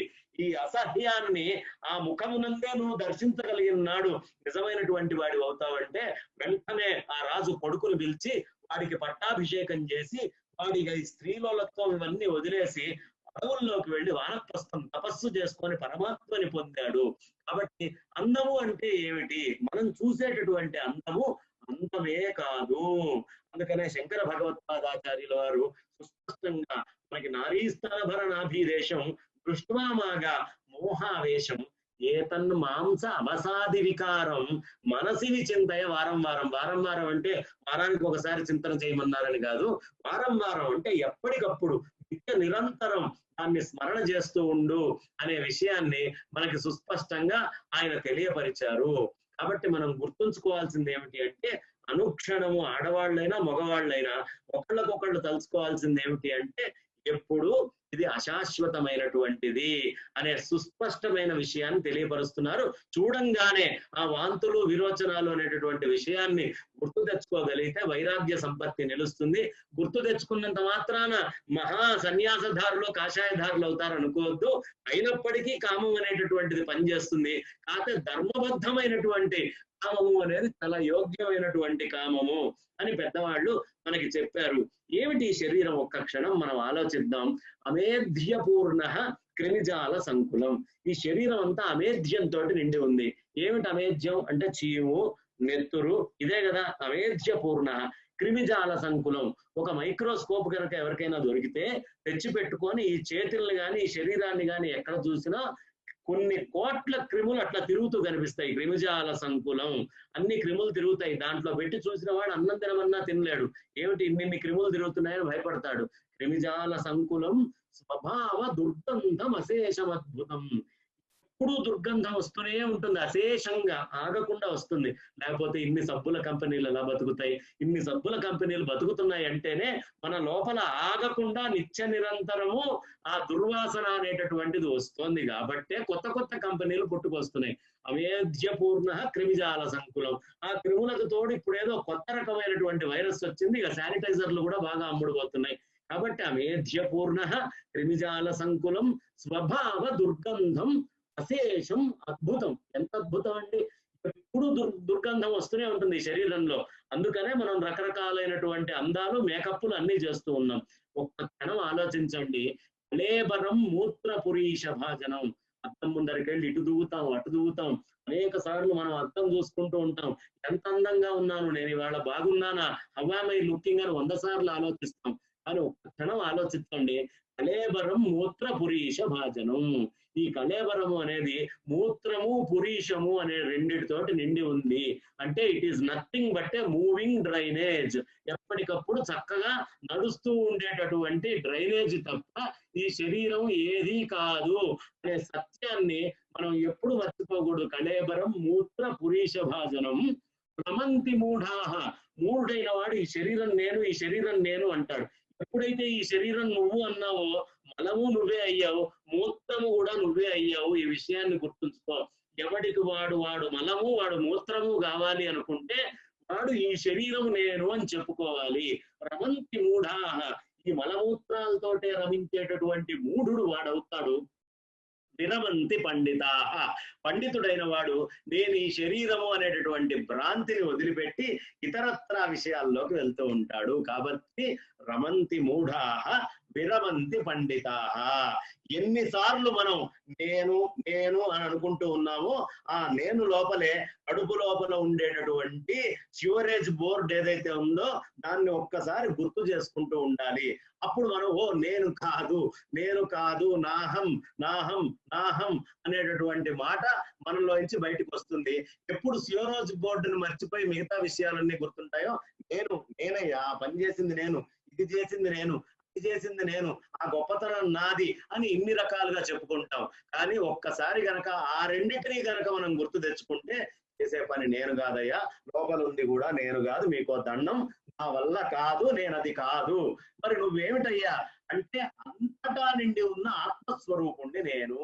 భగవద్గీతలో చెప్పినటువంటి ఆ కృష్ణ పరమాత్మ యొక్క నిజతత్వం మనకు అర్థమవుతుంది. శునకమును శునకమాంసమును వండుకొని తినువాణి అందును పండితుని అందును సమదృష్టి కలిగినటువంటి వాడు జ్ఞాని అవుతాడు. జ్ఞాని ఎవడయ్యా అంటే శునకము శునకమాంసం వండుకోని అంటే ప్రతి అణువులోనూ పరమాత్మనే దర్శించేటటువంటి వాడు ఎవడైతే ఉంటాడో వాడు జ్ఞాని అవుతాడు. గాని మిగతా వాడెవడు జ్ఞాని అయ్యేటటువంటి అవకాశమే లేదు. నేను అనే భావన బతికున్నంత దాకా డ్రైనేజ్ కి వాడికి పెద్ద తేడా ఏమీ లేదు.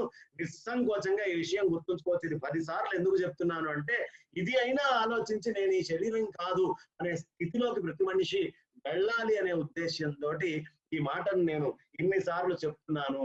అందుకనే మనకి విష్ణుమూర్తిని ఆరాధించాలి అంటే మనకి రకరకాలైనటువంటి అంశాలు చెప్తారు. ఏ విధంగా విష్ణువుని ఆరాధించాలి, విష్ణువుని ఆరాధించాలి అంటే ఉండాల్సిందేమిటి, ఉండకూడనటువంటిది ఏమిటి అంటే అభిమాన సురాపానం. అభిమానము అనేది ఉండకూడదట, మందు తాగిన దాంతో సమానం. గౌరవం రౌరవం భవేత్. నన్నందరూ గౌరవించాలి, నేను గౌరవింపబడాలి అనే ఆలోచన రౌరవాది నరకాలను ఇస్తుందట. అభిమాన సురాపానం గౌరవం రౌరవం భవేత్. ప్రతిష్ట సూకరీవిష్ట. ప్రతిష్ట అనేటటువంటి పంది పెంటతోటి సమానమట. అయంత్యత్వ, ఈ మూడిని వదిలిపెట్టి హరిం భజేత్. నువ్వు హరిని భజించాలనుకుంటున్నావా, అభిమానాన్ని వదిలిపెట్టు, గౌరవాన్ని కాంక్షించకు, ప్రతిష్ట కావాలి అని కోరుకోకు. ఈ మూడిటిని దాటినటువంటి వాడు మాత్రమే హరిని భజించగలుగుతాడు అనే మాట సుస్పష్టంగా మనకి చెప్తున్నారు. ఎక్కడికక్కడ శరీర భ్రాంతిని వదిలిపెట్టుకోవయ్యా అనే విషయాల్ని మనకి సుస్పష్టంగా తెలియపరుస్తున్నారు. నేను నేను నేను నేను నేను అనే అభిమానం ఉందనుకోండి, సురాపానం తాగిన దాంతో సమానం. బహుశా మీకు చాలా మంది మిత్రులే ఉంటారు మందు తాగేటటువంటి వాళ్ళు. ఈ మందు తాగే ముందు వాడు చాలా ఉత్తముడిలాగా ఉంటాడు. ఒక్కసారి మందు తాగాడు అనుకోండి, వాడు ఏం మాట్లాడుతున్నాడో వాడికే తెలియదు, వాడు ఎందుకు మాట్లాడుతున్నాడో వాడికి తెలియదు. ఏ విషయాన్ని అందిస్తే అదే విషయాన్ని అల్లుకుంటూ ఎట్లా పడితే అట్లా వ్యవహరిస్తూ ఉంటాడు. కాబట్టి అభిమానము అనేది వచ్చిందనుకోండి, ఆ అభిమానం వచ్చినప్పుడు సర్వవ్యాపకమైన పరమాత్మ స్థితిలో మనం ఉండాల్సిన వాళ్ళం, గాఢ నిద్రలో ఆనందంగా ఉన్నటువంటి వాళ్ళం. ఆ ఆనందాన్ని మొత్తాన్ని వదిలిపెట్టి నేను అనేటటువంటి అభిమానంతో మందు తాగిన వాడు ఎలా ప్రవర్తిస్తాడో తెలియకుండా ఉన్మత్తుడై ప్రవర్తించినట్టే మనం అందరం కూడా నేను నేను నేను అనే ఉన్మత్తతతోటే ప్రవర్తిస్తాము. అందుకని అభిమానము సురాపానం, మందు తాగిన దాంతో సమానము. కాబట్టి అభిమానం అనేది తీసేవయ్యా. గౌరవం రౌరవం భవేత్. అదేంటంటే గౌరవం కోరుకోవడం కూడా తప్ప, గౌరవం రౌరవం భవేత్ అంటారేమిటి అంటే గౌరవం కోరుకోవడం కూడా తప్పేనయ్యా. గౌరవం ఎప్పుడు కోరుకోవాలి? నీకంటే తక్కువ వస్తువు ఉన్నప్పుడు గౌరవం కోరుకోవాలి. ప్రపంచంలో ఉన్నది పరమాత్మ ఒక్కటే కదా, వాడు అంతటా నిండి ఉన్నాడు కదా. నువ్వు చూసే ప్రతి మనిషిలో, ప్రతి వస్తువులో, ప్రతి పదార్థంలో, అన్నిటిలో ఆ పరమాత్మ నిండి ఉన్నప్పుడు నువ్వు ప్రత్యేకంగా గౌరవం కోరుకుంటున్నావు అంటే పరమాత్మ వస్తువుని తక్కువ చేస్తున్నావు అనే విషయం. కాబట్టి గౌరవం కావాలి అనే కోరిక కూడా మనకి పనికిరాదు. అందుకనే భాగవతం గనక మనం చదివితే, భాగవత సప్తాహాలు వింటే అందులో ఉండేటటువంటి రాజులు అన్ని వదిలిపెట్టేసి చిన్న పిల్లలు మలమూత్రాది విసర్జనలు వాళ్ళ శరీరం మీద చేస్తున్న అది కూడా బ్రహ్మానందంగా అలా కూర్చున్నారు. కారణం గౌరవం అనేటటువంటిది అంత చక్రవర్తులే వాళ్ళు వదిలిపెట్టారు. మనం మాత్రం పట్టుకొని కూర్చుంటాం, నన్ను గౌరవించాలి, నాకు రెస్పెక్ట్ తగ్గింది, ఈ రెస్పెక్ట్ అనేటటువంటిది లేకపోవడం చాలా కష్టంగా ఉంది అని రకరకాలుగా అనుకుంటాం. గౌరవం రౌరవం భవేత్. గౌరవం కావాలి అనుకుంటే పరమాత్మ కంటే నువ్వు పెద్దవాడివి అని నువ్వు భావిస్తున్నావు కాబట్టి రౌరవం అనే నరకం నీకు సంప్రాప్తిస్తుందయ్యా. ప్రతిష్ట సూకరీవిష్ట. ప్రతిష్ట అనేటటువంటిది సూకరీవిష్ట, పంది యొక్క పెంటతోటి సమానము అని చెప్పారు. ఇది మరీ అన్యాయం. అదేంటంటే ప్రతిష్ట కావాలనుకుంటే కూడా పంది పెంట అంటున్నారంటే, ఈ శరీరమే ఒక మలం, ఈ శరీరమే ఒక మలం, మళ్ళీ దీంట్లో ప్రతిష్ట అనేది మలంలో నుంచి వచ్చే మలం. పంది తినేదే మలం, ఇక పంది నుంచి వచ్చేటటువంటి మలం ఎలాంటిదో ప్రతిష్ట అనేటటువంటిది అలాంటిది. ప్రతిష్ట సూకరీవిష్ట త్రయం త్యక్త్వ, మూడింటిని వదిలిపెట్టేసేవయ్యా. హరిం భజేత్, హరిని నువ్వు భజించు అనే విషయాన్ని మనకి ఎంతో చక్కగా తెలియపరుస్తూ ఉన్నారు. ప్రతిష్ట సూకరీవిష్ట త్రయం త్యక్త్వ హరిం భజేత్, ఈ మూడింటిని వదిలిపెట్టి నువ్వు హరిని మాత్రమే భజించు అనే సత్యాన్ని మనకి ఎంతో చక్కగా తెలియపరుస్తూ ఉన్నారు. అయితే నేను మాట్లాడుతూ పోయేటప్పుడు వేగంగా మాట్లాడుతూ పోతూ ఉంటాను. మీలో ఎవరైనా సమయం ఉంది అయ్యా, క్వశ్చన్ అండ్ ఆన్సర్ సెషన్ మనకు అవసరము, మనం 2:30 నుంచి 4 దాకానే పెట్టుకున్నాం, ఇప్పటికే 3:45 అయింది అనే అంశం కనుక ఏదైనా ఉంటే నాకు వెంటనే తెలియపరిస్తే దానికి తగ్గట్టు 3:53 అయింది ఇప్పుడు, దానికి తగ్గట్టుగా మన క్వశ్చన్ అండ్ ఆన్సర్ సెషన్ ని పెట్టుకుందాం. మనం అందరం తెలుసుకోవాల్సినటువంటి అంశం ఏమిటి అంటే, ఈ శరీరము అనేదే ఒక డ్రైనేజ్ అయినప్పుడు ఈ డ్రైనేజ్ ఎదురుగుండా ఇంకో డ్రైనేజీని కోరుకోవడం అనేటటువంటిది చాలా అమాయకత్వము, మూర్ఖత్వము, తెలివి తక్కువతనము తప్ప అంతకంటే ఏమీ లేదు. కనీసం జోగి రాసుకుంటే బూడిదైనా రాలుతుంది పైన ఉన్నది. ఈ అమాయకత్వమైనటువంటి శరీరాలతోటి గనక కామవాంఛను నువ్వు కోరుకుంటే భగవంతుడు చేసినటువంటి మాయలో పడ్డట్టే. కారణం ఏమిటయ్యా అంటే, ఈ పైన చర్మము అనే పొర ఒకటి వేశాడు భగవంతుడు. ఈ చర్మము అనే పొర తీశాడు అనుకోండి, మనకి లోపల అవసరమైనటువంటి నరాలు, నాడులు అన్ని సుస్పష్టంగా బయట నుంచి చూడంగానే కనిపిస్తాయి. ఎట్టి పరిస్థితుల్లో ఎవడు మోహానికి పోవడము అనే అవకాశమే ఉండదు. కాబట్టి మోహానికి పోకుండా ఉండాలి అంటే ఈ శరీరం మీద వ్యామోహాన్ని వదిలిపెట్టాలి. ఈ పైన ఉండే చర్మం పోతే లోపల ఉండే నరాలు, నాడులు, తిరిగేటటువంటి పెద్ద పేగులు, చిన్న పేగులు అన్ని కనుక బయట కనిపించే ఏర్పాటు చేస్తే అప్పుడు మనకి స్పష్టంగా అర్థమయ్యేది. పైన ఒక్క చర్మం అనే మాయ కప్పాడు. ఈ మాయని చూసి అనవసరంగా భ్రమపడకు ఓ మనసా. ఆ మాయ నుంచి పక్కకు వెళ్ళి వారం ఆ చింత చేయవయ్యా. నువ్వు ఎంతమంది స్త్రీలతోటి సాంగత్యం చేసినా, నువ్వు ఎంతమంది పురుషులతోటి సాంగత్యం చేసినా, ఎన్ని రకాలైన పనులు చేసినా, తుది శ్వాస వదిలిపెట్టాల్సి వచ్చినప్పుడు, నీ ఆఖరి శ్వాసని నీలోంచి నువ్వు వదిలిపెట్టేటప్పుడు ఏ ఒక్క స్త్రీ నీ వెంట రాదు, ఏ ఒక్క పురుషుడు నీ వెంట రాడు. నీ వెంట ఆ క్షణం ఉండేది గోవిందుడే. ఆ గోవిందుణ్ణి ఇవాటి నుంచి మర్చిపోకుండా నువ్వు ధ్యానం చేసుకో అనేటటువంటి సత్యాన్ని శంకర భగవత్పాదాచార్యుల వారు మనకి 2వ శ్లోకంలో సుస్పష్టంగా తెలియపరిచారు. నారీ స్తనభరణాభీదేశం దృష్ట్వా మాగా మోహావేశం ఏతన్ మాంస వసాది వికారం మనసి విచింతయ వారం వారం. అందరూ ఒకసారి పెద్దగా చెప్పండి. భజ గోవిందం భజ గోవిందం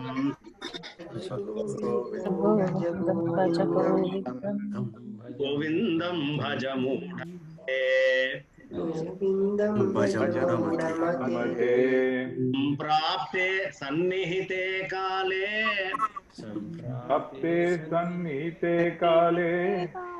నహి నహి రక్షతి కృణ్కరణే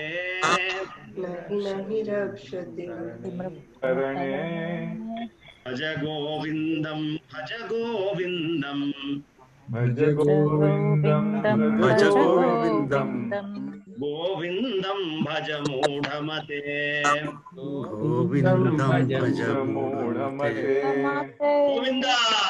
గోవింద కొండలవాడ వెంకటరమణ గోవింద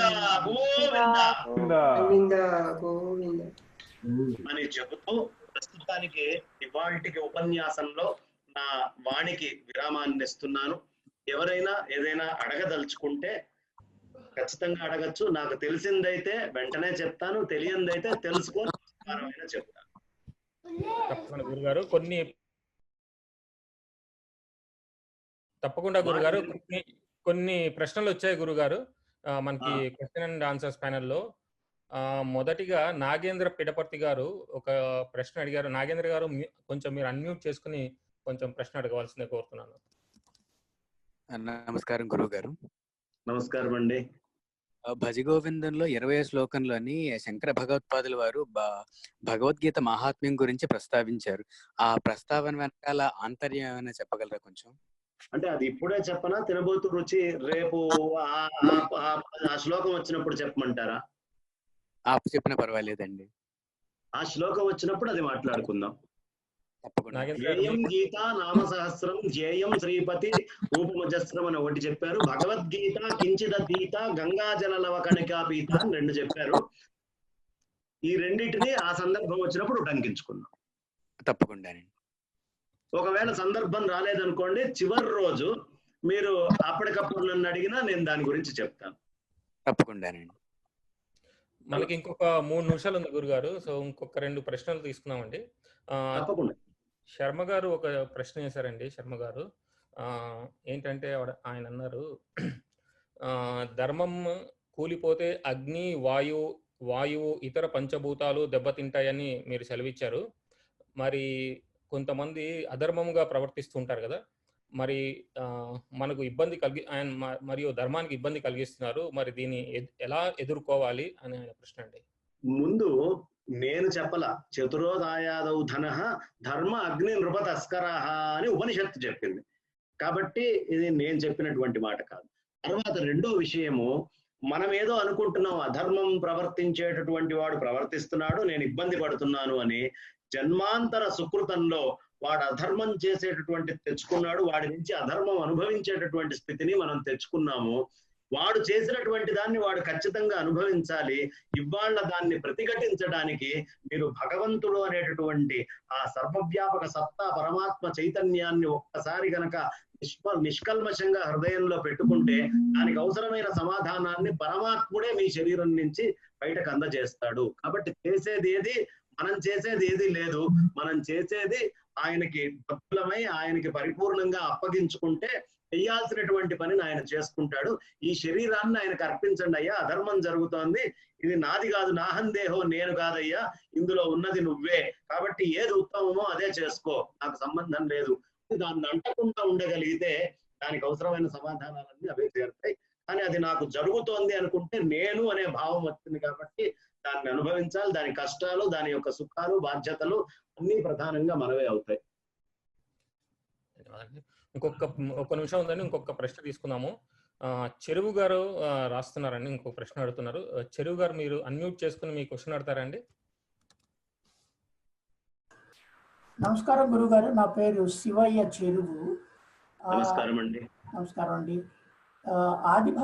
ఆది శంకరాచార్యులు భగవత్పాదులు ముఖ్యంగా అద్వైత సిద్ధాంతాన్ని ప్రచారం చేశారని మేము అనుకుంటూ ఉంటాము, అందరూ చెప్తూ ఉంటారు.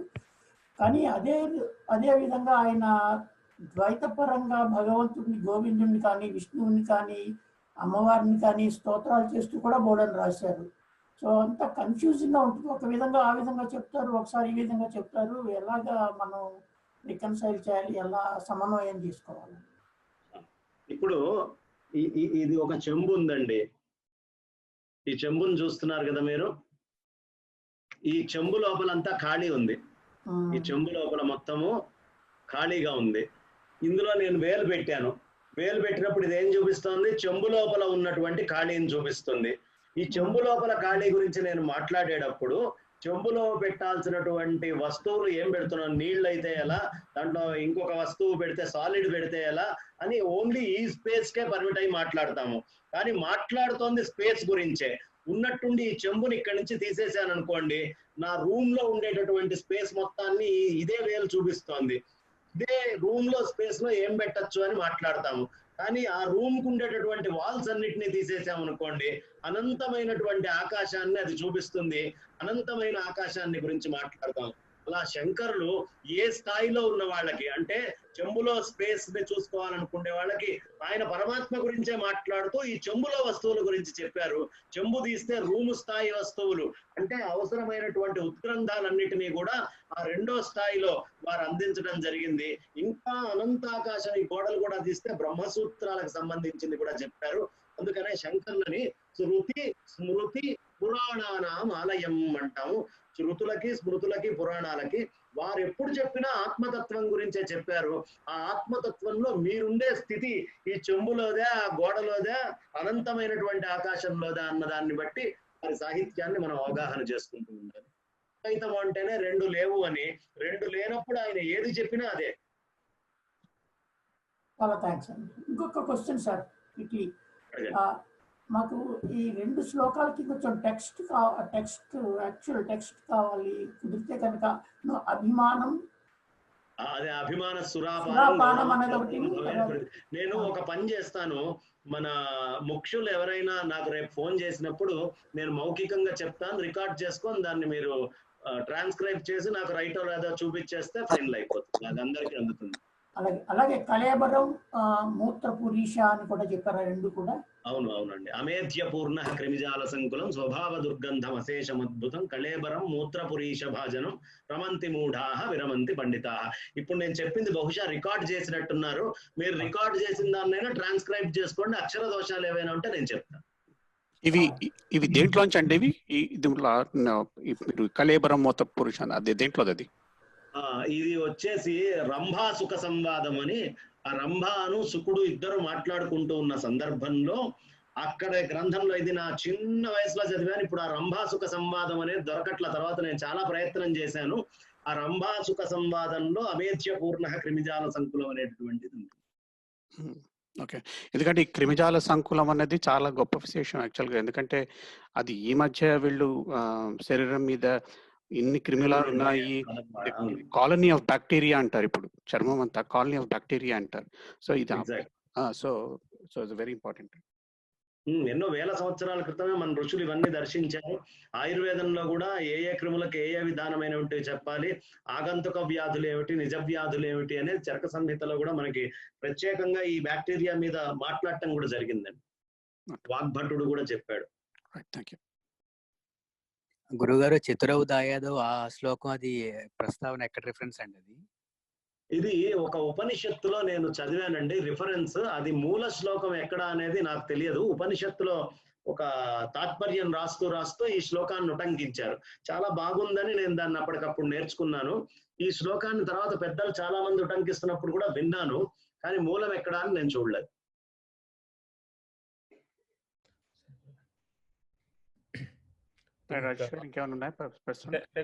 ఉన్నాయి కానీ మనకి ఇంకా సమయాభావం అయింది కదండి. 5 నిమిషాలు ఎక్కువైంది. మనం వచ్చే వారం పెట్టుకుందాం. అయితే మిగతా ప్రశ్న వచ్చే వారం పెట్టుకుందాం. నేను నోట్ డౌన్ చేసుకున్నాను. అనంతలక్ష్మి గారు కూడా జాయిన్ అయ్యారండి. డాక్టర్ అనంతలక్ష్మి గారు కూడా జాయిన్. అమ్మా నమస్కారం అండి అనంతలక్ష్మి గారు. నమస్కారం. నాకు వినపడుతుందా లేదా నాకు తెలియదు నా మాట మీకు. వినిపిస్తుంది, సుస్పష్టంగా వినిపిస్తుంది. పెద్దల్ని కూర్చోబెట్టి నాతోటి సాహసం చేయిస్తున్నారు. ఏం లేదు, మీరు ఎంత బాగా చెప్పగలరు నాన్న, ఎంత బాగా చెప్పారు. నేను వింటూనే ఉన్నా. ప్రారంభ మధ్యలో ఆ బిగినింగ్ లో 5 నిమిషాలు అనుకుంటా నేను పూర్తిగా వినలేకపోయాను. అంటే నాకు ఇన్స్టలేషన్ లో తేడా వచ్చింది. తర్వాత మొత్తం ఒక అక్షరం పొల్లుపోకుండా విన్నాను. నాకు సంతృప్తిగా ఉంది. ఇప్పుడు నాకు అదృష్టం ఏమిటాయి అంటే నా దోషాలు ఏవైనా ఉంటే అమ్మగారిని తర్వాత ఫోన్ చేసి అడిగి తెలుసుకోవచ్చు. చాలా చక్కగా చెప్పారు. అది మా అదృష్టం కూడా. ఒక వక్తగా ఇక్కడ వినే వాళ్ళలో 2 మహనీయులు ఉన్నాడు. మా అదృష్టం. అందరూ మహనీయులే, అందులో అమ్మగారు ఉండడం ఇంకా విశేషం. నాకు తృప్తిగా ఉంది. చాలా సంతోషం. ఇంకా మనం ఈ కార్యక్రమం